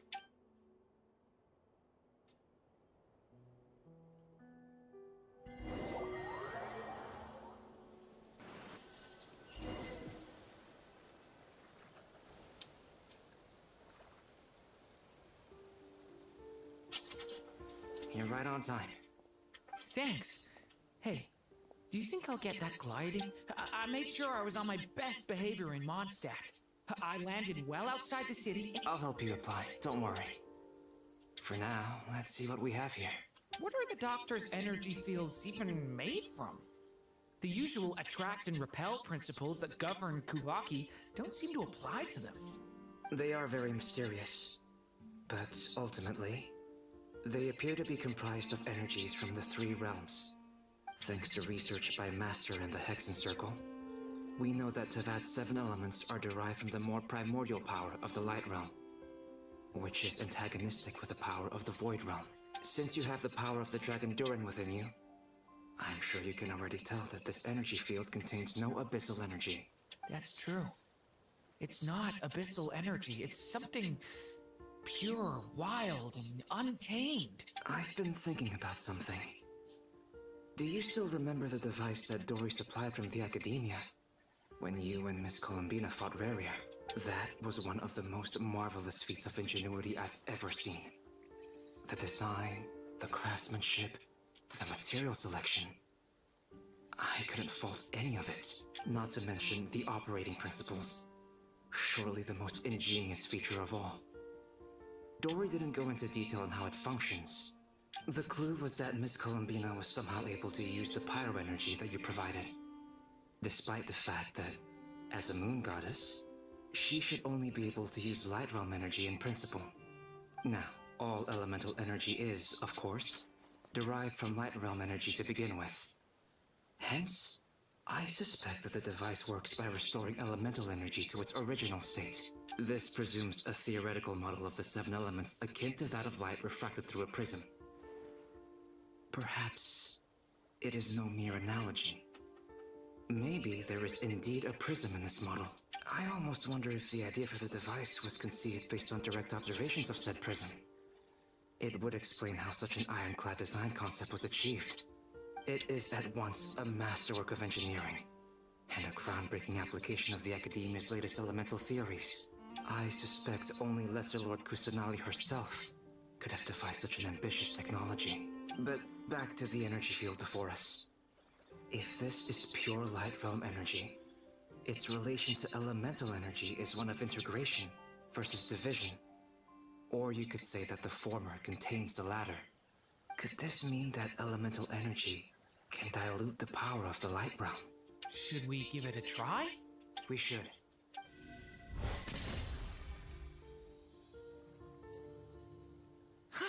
It works! Clear signs of disruption were detected at the periphery of the energy field. This indicates that elemental energy can disturb or even negate the field. Now you try. Alright, here. It's working! Switch to abyssal energy and attack again. No surprises there. Abyssal power drains the energy field to a significantly greater extent. I now feel confident in asserting that the energy field is indeed pure light realm energy, and that elemental energy can dilute it. But the energy field is huge. How much? We don't have to neutralize it completely.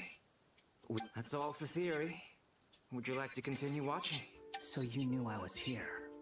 Huh? When did you get here? A while ago. But Albedo sounded like he was working on his thesis defense back there. Back in Sumeru. You can end a person's whole career by interrupting them mid-speech. Very thoughtful of you. I'm truly touched. Could I ask you to lend me a hand? With what? A little test. Try using Anima to unleash a concentrated assault with circular blades, with the goal of breaking through at a singular point. Nice! That's tremendous. Should we go through?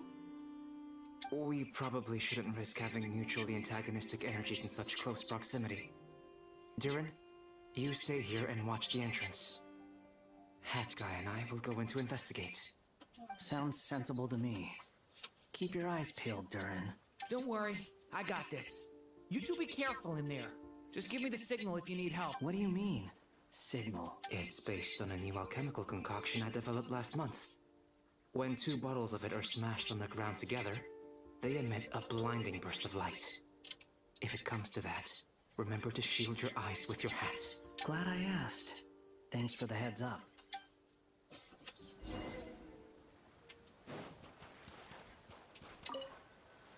Like I thought. Beyond a certain distance, we can't see the opening where we came in. Maybe that's to prevent people from escaping. Sounds like Dottore style to me.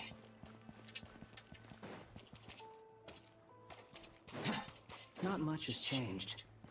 Things are basically the same here as they were before the energy field appeared.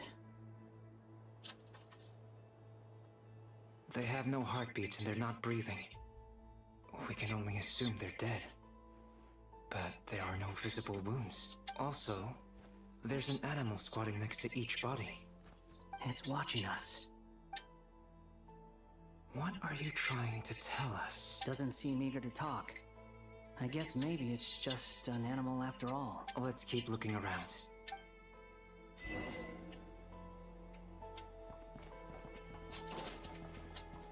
know they said ample time, but I need to kind of give an estimate. You're not so much playing as you are watching a story play out.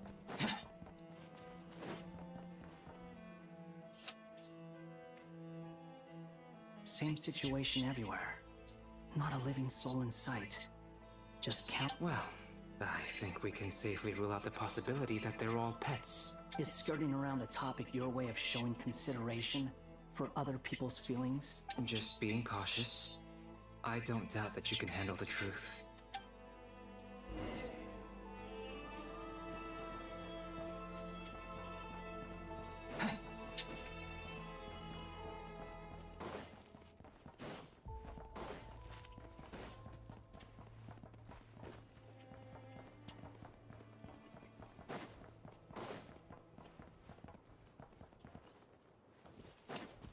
Careful. Please. Help us. Please. Over there. I hear a voice.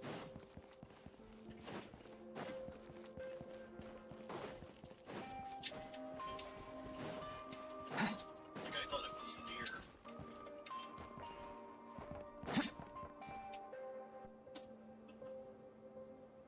Please. Help. What happened here? I don't know. Suddenly, everyone collapsed. Then my line of sight got lower. I still have some of my senses left. I gotta get out of here.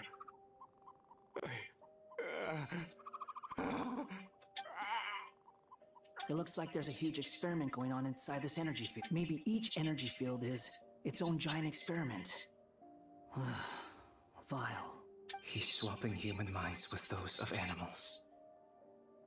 Even without the other circumstances, this would be an extremely radical experiment. Those people may have lost their sense of selves, but they are not fully animals either. If they were, they would have left. But instead, their instincts are driving them to remain by their dead bodies. We should go. No sense in sticking around here longer than we need to. Agreed. What's the point?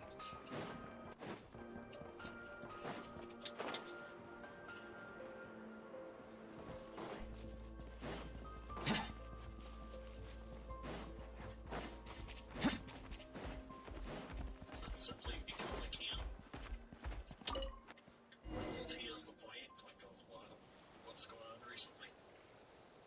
Ah, you're back! Everything okay?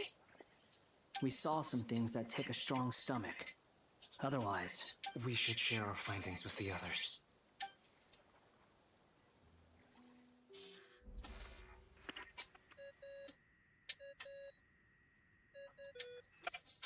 Yes? Who is it? Miss Nefer, it's me. We found a way to break through the energy fields. With enough control, it's possible to tear them open using elemental energy. Also, we managed to take a look inside. Dottore is carrying out his cruel experiments on an immense scale. Any resident... Sounds like he's living down to our expectations. Might I ask how things are proceeding on your... I'm just about to get started. I'll be in touch once I have a result. Understood. I will.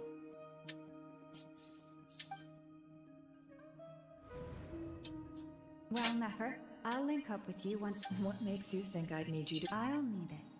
And considering the way you approach certain matters, I think you'll be better off with me present.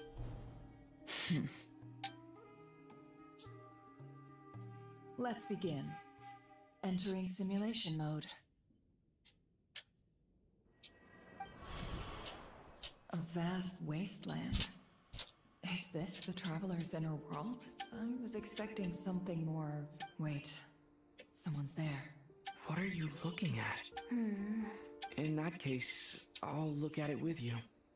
I want to know all about everything you've seen and experienced. Is there somewhere I should return to? Or should I stay here and be the hero everyone says I am? I don't dislike my current life. Roaming the land, fighting battles, accomplishing missions, earning a living, looking after Paimon. It's not so bad. I guess the only thing that's missing is that you're not here with me. This is the conscious layer, which contains a person's true feelings. I suppose anyone who lives long enough ends up wishing for someone who can't be there. Time to delve a little deeper.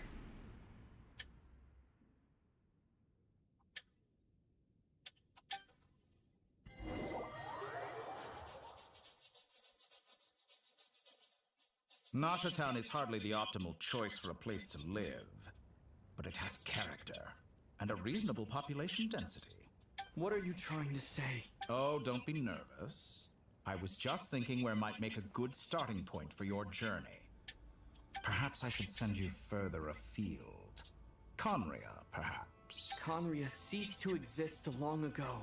Once again, you fail to understand the possibilities that the Tri-Lune creates. Anything that has existed in the past, I can now recreate. You simply do not wish to see that happen. That might be because you miss your sibling and fear getting answers that you are not ready to learn. But this is not for me to judge. If we are to collaborate, we need to maintain an amicable relationship. In a moment, you will be able to... Oh no. What are you...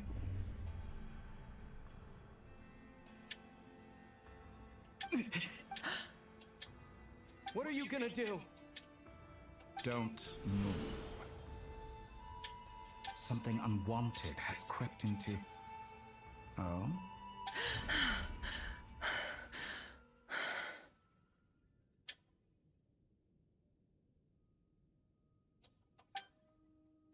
Did you save me? If I hadn't cut the connection, Dottore might have caught you from the other side and destroyed you. This was a good idea, but once is plenty.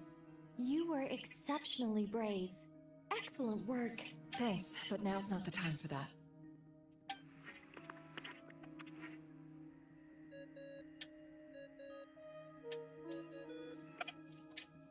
Albedo speaking. I think I know where he is. What is this endless darkness? I can't see anything. Even though my... What happened? Ah, sorry about that.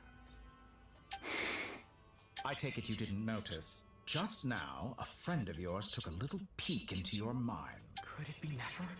How did she do it? Do you think she's aware of your current circumstances? Oh dear. Have I stunned you into silence? I only wanted to slow down your time a little so I could stop your intruder in her tracks. It would have been nice to capture the spy. I must say, I'm finding the ability to adjust the flow of time rather intriguing. The moment you closed your eyes, time seemed to grow impossibly viscous, didn't it? A whole month passed before you opened your eyes again, but only for you. No one else was affected. I dare say this is something only a god can achieve. Point taken. You've proven once again that you have god-tier powers. Oh, you misunderstand. This wasn't about proving a point. I was testing things out. I find I learn best by doing, and I have to admit, time is not the easiest dimension to control. I only wanted to make you sleep for a short while, but it ended up lasting a whole month. Clearly some finesse is I hope you're not angry with me. It was only a month's discrepancy, nothing too serious. Had I been off... You could have frozen me for millions of years. So much for collaboration. You aren't showing much sincerity. Millions of years? To what end? I wonder if you don't understand humans all that well.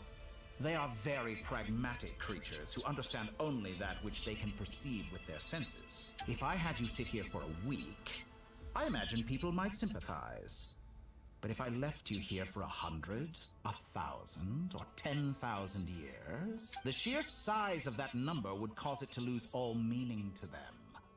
They would not have the capacity to comprehend your suffering, and thus they could not empathize. Unfortunately, while gods do exist in Teyvat, it is ordinary humans that account for most of the population. Their lifespans are so limited, their bodies so fragile. Did you ever really hope that they could begin to understand someone like you? Your long life and unique origins make you fundamentally different from them. How long will it be before they start to treat you like the alien you are? Alien? Even I feel bad for you sometimes. This world has made you into a slave. So many times you have served its will, and not once have the powers that be ever thought to grant you the one simple thing you wish for. You have been treated most unfairly. I can change that. I will grant you special privileges and give you back the status you rightly deserve as a descender.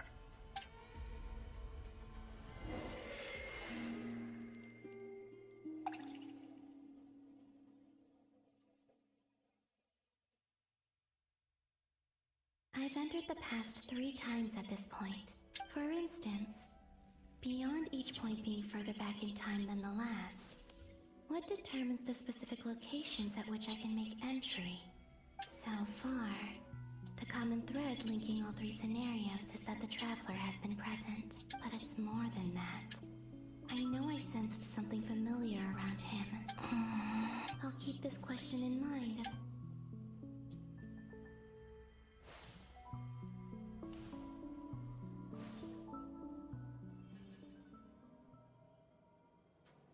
Humans, you never change.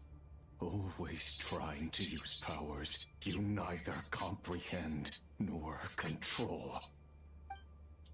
This looks like Star Sand Shoal. Was this before Rerir regained his physical form? You've messed with the cannon again, huh? Sorry, but this round's not gonna go your way. The cannon. at Silvermoon, and right after that came an ominous power emanating from Star Sand Shoal. My body was once torn into countless pieces and hurled into the swirling chaos of time itself. But even so, my life and will were not... I wonder if I could try to prevent his resurrection, but how would I do it? Traveler, behind you! Look at that light! No, I won't make it. He's using the Kuvaki shield, like I taught him. Is he going to use it to block the cannon's beam? He's strong. I'm sure he can manage. But the force released when the beam impacts the shield might lead to collateral damage. Easy Island. The Frost Moon Scions will be— A question, if I may. Kind Miss Columbina. When the cannon's Kuvaki beam was deflected earlier, I saw several bolts of energy streak toward Hisi Island, only to be blocked. Maybe that really was me after all. Well, future me. Sigi sato pasa sais, funti ipotuftos. There's no time. I have to make it. Oh, Frost Moon. Oh, great land. Oh, slumbering moonlight of Notcry. If you can hear me, if you can sense my call, then please, heed me once more!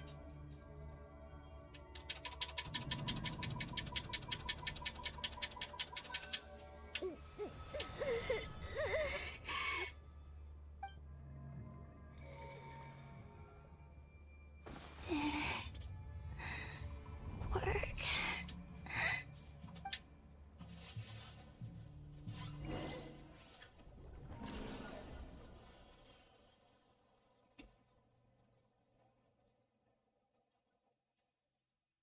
Hey, wait, hey, Columbina! Oh, good morning. It's 3 in the afternoon, actually. And could you kindly not use my quarters as your personal nap room? And your coffee, right? It's so bitter, but it smells lovely. It's like you were raised by wolves in a forest or something. What did you drink growing up? Grass tea? The Frost Moon Scions certainly led a more frugal existence than the Fatui. Then I'll bet you've never eaten one of these before. It smells delicious. That's because it's a Fontanian recipe. I had a little free time today, so I made a batch. Rosaline will be here shortly, but if you really can't wait, Hey, at least let me finish before you start eating! Did the Frost Moon Scions not teach you basic table manners? Or did the rules not apply to you because you're the high and mighty moon goddess? These are so tasty. Of course they are. I was worried they might contain traces of machine oil. What? You know, there's something I've always wanted to ask you. Why did you leave your old home and join the Fatui? I mean, I'm sure their food was awful. But there's gotta be more to it than that. Well, life there didn't go quite how I imagined. What were you expecting? You're a god. Surely you can just answer a few prayers here and there in return for the free food and drink. Well, would you help other people? Just The doctor told me that you were created by a great mechanic. Lord something. The Lord Artificer. Ugh, some people can't keep their mouths shut. Oh, Lord Artificer. And didn't he have something to do with the... Nordsitzen-Kreuz. Yes, that was it. Nordsitzen-Kreuz Ordo. You must be joking. I wouldn't go even if they paid me. Exactly. Well, I felt the same way. I did not know the people who made the... What do you know? We're on the same page for one. In his later years, Alan did ask me if there was anything I wanted to do. If I had any wishes of my own. Who's Alain? He was the... You know what? Never mind. You're not gonna remember. Anyway, let me ask you this. What sort of place would you like to live in? A place where people don't ask me for things I cannot give them. Where they don't worship me or fear me. But I'd also like the freedom to come and go as I please. And ideally, it would be somewhere with the smell of coffee and... Not to burst your bubble, but no such place exists in the world. Now, take your snacks and scram.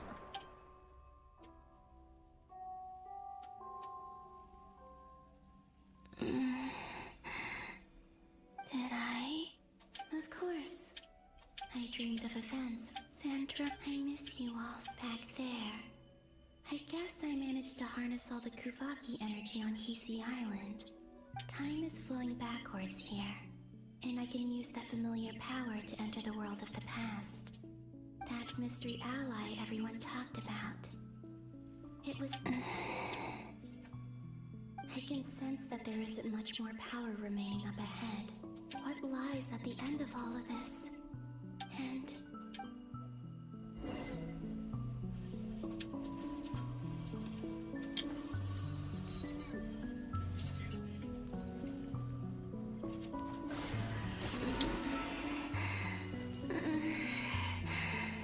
It's getting harder and harder to use my power.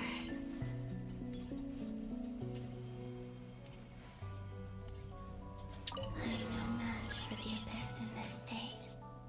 I need to avoid the contaminated fragments.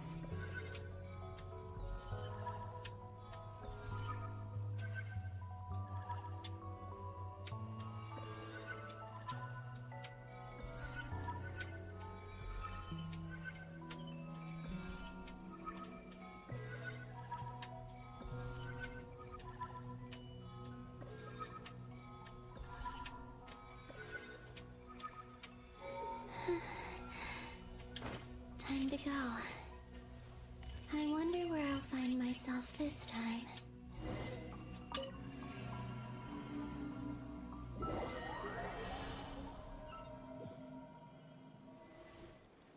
The Final Night Cemetery. This is where Flint's is based. Or not! How are we supposed to read through this many files? Difficult, yes, but it is also our most efficient option.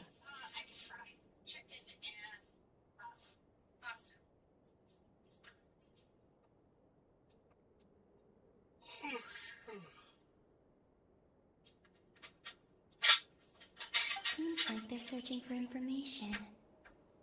Oh, I remember. Flint's and Varga talked about some file. Was this my doom? To expose the true intentions of this Rarir, we need to dive into Nodcry's history. Are my actions changing the past? Or are they simply completing a process? Is all of this inevitable? Or am I the one making these decisions? If I choose not to help them now... Hope we don't land on our heads then. They're my friends. I can't not help them.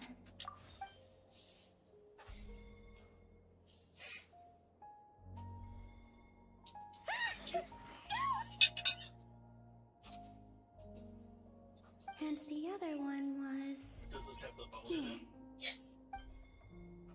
Hey! Another files movie!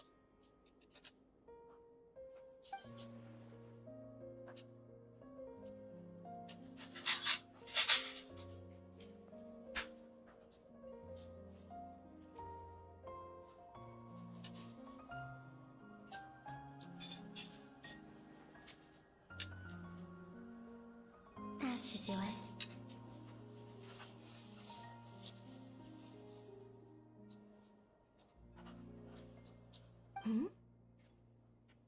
Luanatar? You can sense my presence? Wait!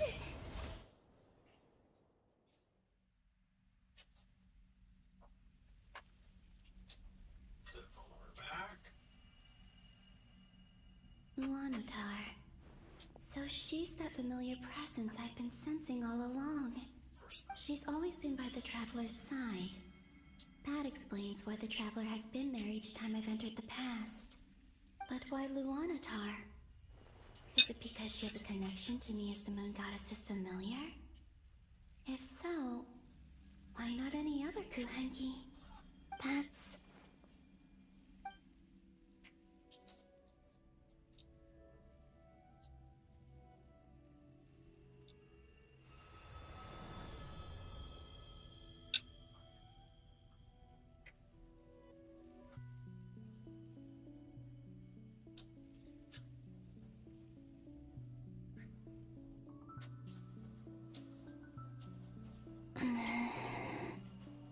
I cannot sense any power up ahead.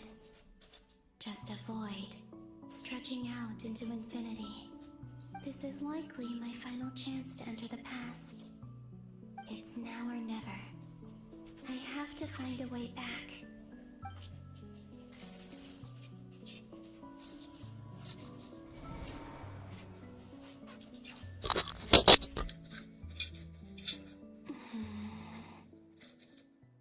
Easy Island? How far back in time is this? Where's Luanatar? I can't sense her presence this time.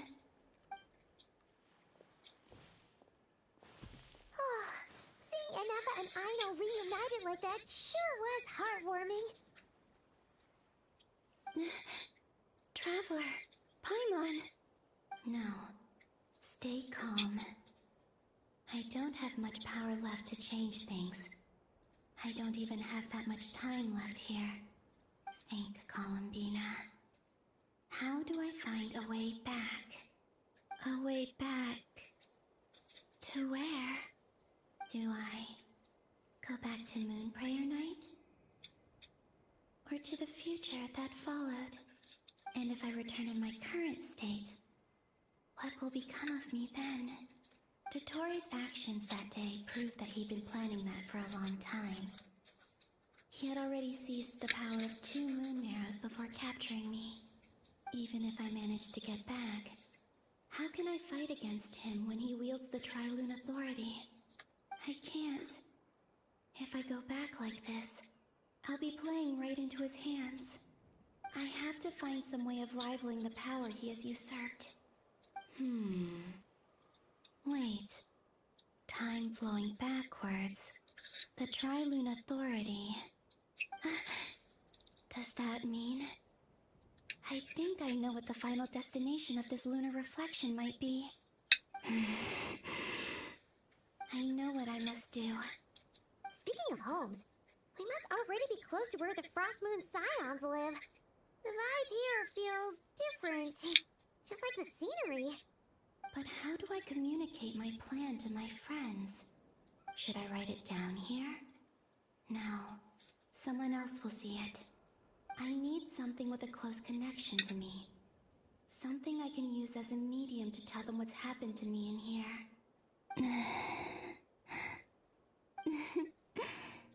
Now it makes sense.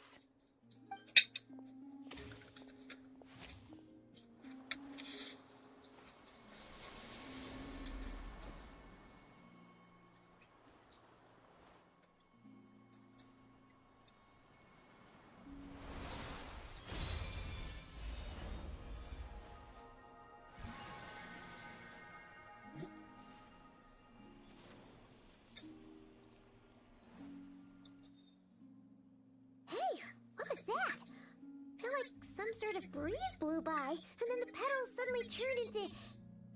Huh? It was I who brought Luanatar into being. I gave up a piece of my own soul to create her. That's why I could sense a familiar power from the moment I entered this space. It also explains why she's been present in every past location that I've entered. Because we have a deep connection. Hey there! What's your name? And the reason why there are no more gates to the past after this point is that Luanatar hadn't been born then. No wonder I sensed the trace of a blessing when we first met, but I still didn't recognize the soul hidden within you. Back then, I was just a little lost dove. I had yet to become Columbina Hyposelenia.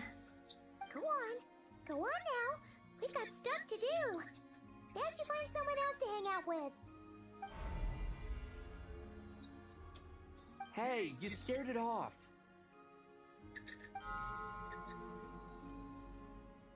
I'll be counting on you. Remember to stay by the traveler's side, guide him, and help him in my stead. Oh, and bring him to the garden where the moon prayer blossoms grow. There's a little lost dove there who will need his help.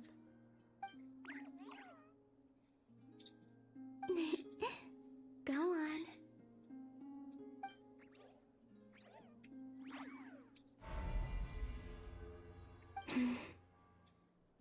You too. Go and live your story. As for mine must go in a different direction.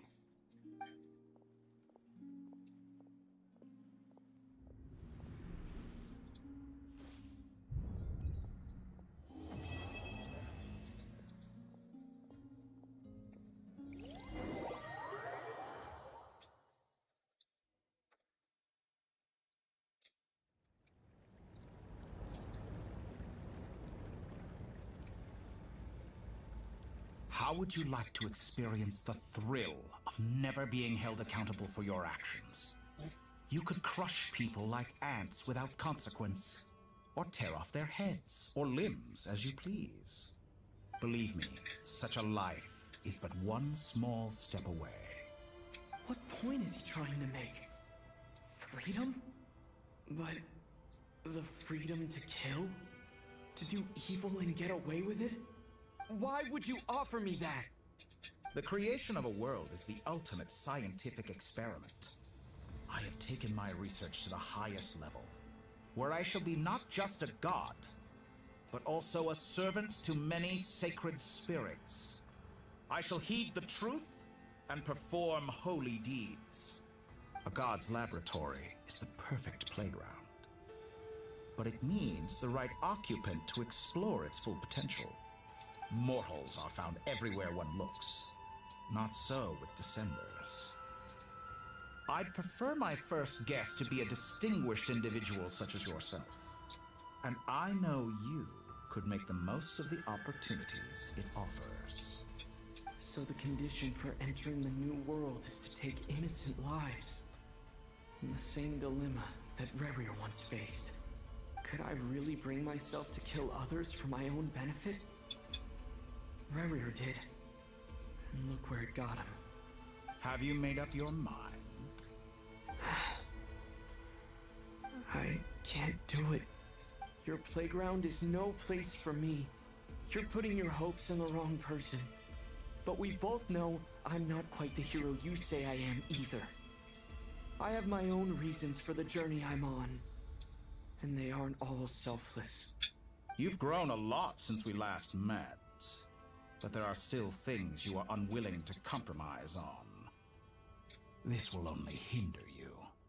Why don't I lower my requirements a little as a gesture of goodwill? I'll give you a little time to learn to be a less noble soul. That'll make things much easier for you. I really doubt I could live that sort of life. And yet you already sound less defiant than a moment ago.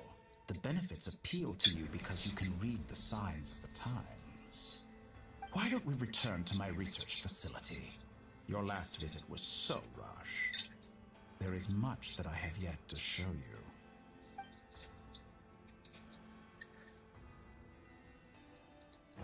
you. Now to that question, Heroes don't attack from behind. Guess I'm no hero. This is most disappointing.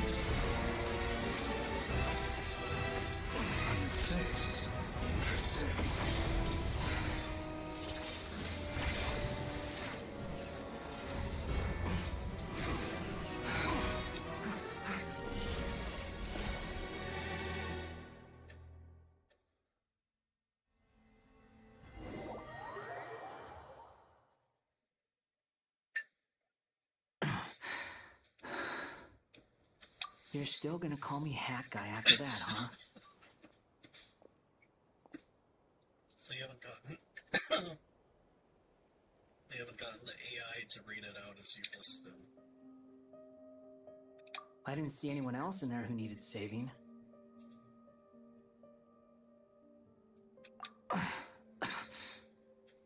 It's nothing.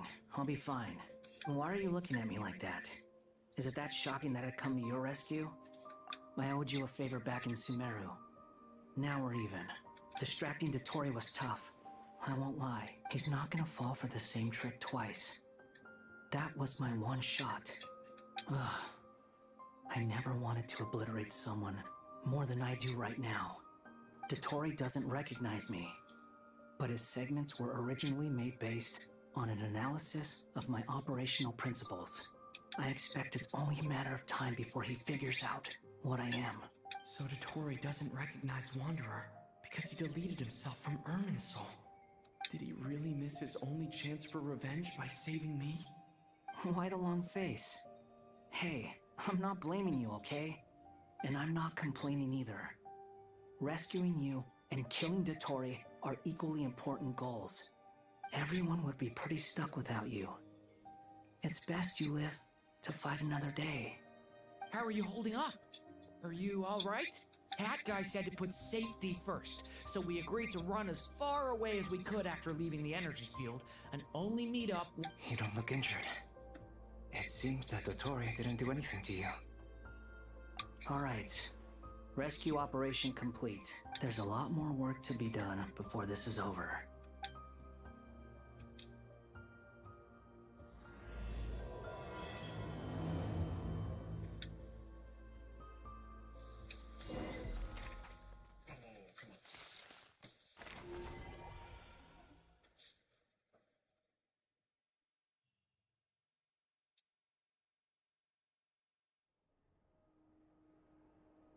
Understood. I will bear the Tsaritsa's degree in mind. I don't see what's so awesome about it, though. Does he really think everyone else is as immature as him? I'm not stooping to Tartaglia's level. I thought you might say that. How's your progress? Quite promising, actually. That alchemist Albedo gave me a few ideas. Remember how I asked you to look up some files for me? That stuff on the Nachtspitzenkreuz Institute. René de Petrichor and Jakob Ingold. Alain Guillotin despised René's theories and methods, but he never managed to come up with better alternatives either.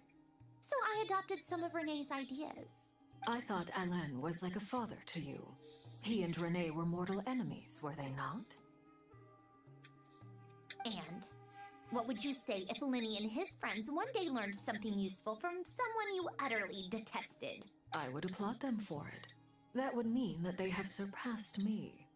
For all we know, Alain Guillotin might have thought the same thing. Not that it matters, though. He's dead, and I'm alive. So it's my call to make. Once you die, it doesn't matter how great you were in life. Only the living get to decide what happens next. Hey, come on out. They're back. Huh?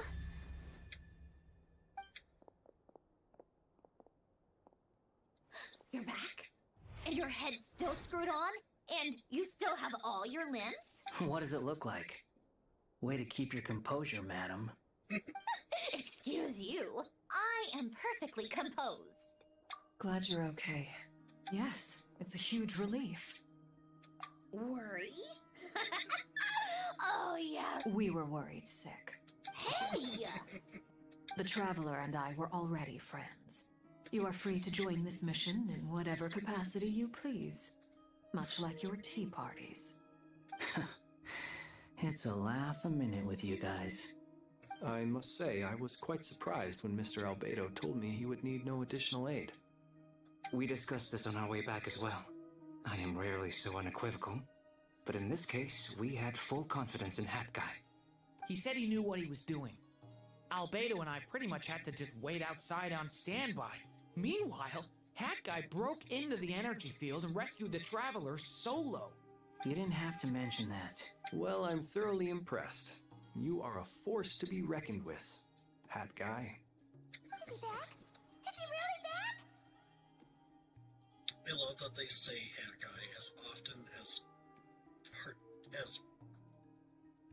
as often as possible.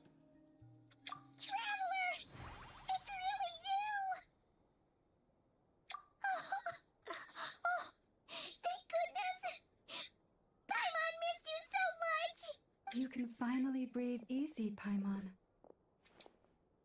It's great to have you back in one piece! Look at them. You know, once you reach my age, there's nothing better than watching a misty-eyed reunion between friends. It's nothing. Same goes when you get to my age, too.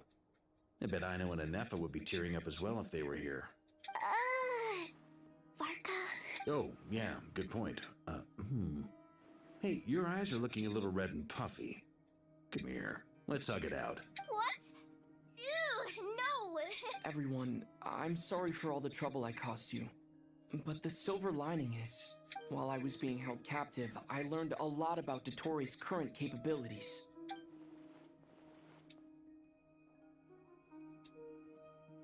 The three moon goddesses were even more powerful than we imagined. No wonder Dottore believes himself to be equal to the gods. Maybe even superior. Utter blasphemy. While everyone was gone, Nefer and I made an interesting discovery. And I believe Miss Sandrone has something to share too.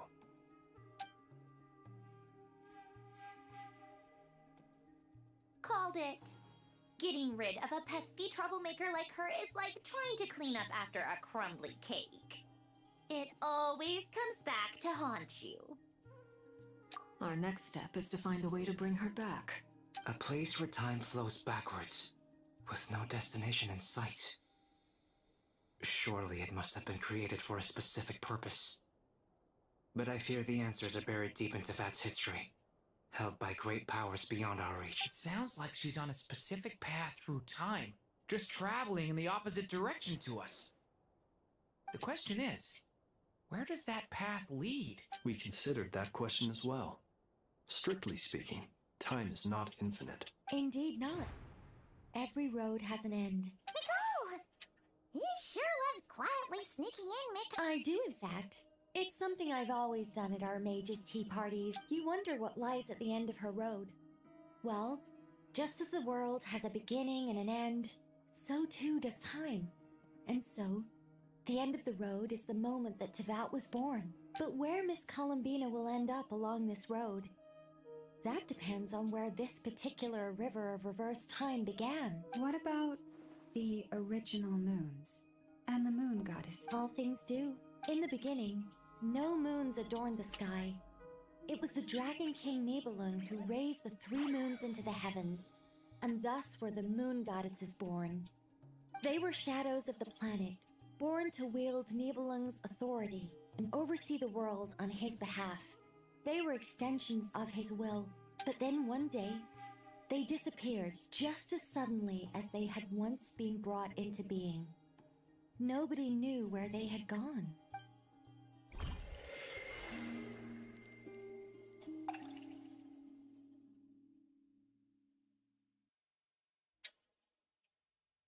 Like I thought, no more paths back to reality have emerged since. But how can I be sure that I'm going the right way without scenes from reality to keep me on track? I can't even be sure of how long I've been walking for. The further I travel, the less stable this space becomes. There are even moments where I can sense something that feels like abyssal energy.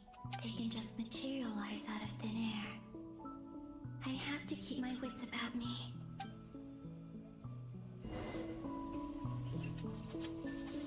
Okay, I didn't expect it to just run from part 1 to part 2. So I think that's as good a time as any to take a break. It certainly lasted longer than I thought it would. If you've enjoyed it, please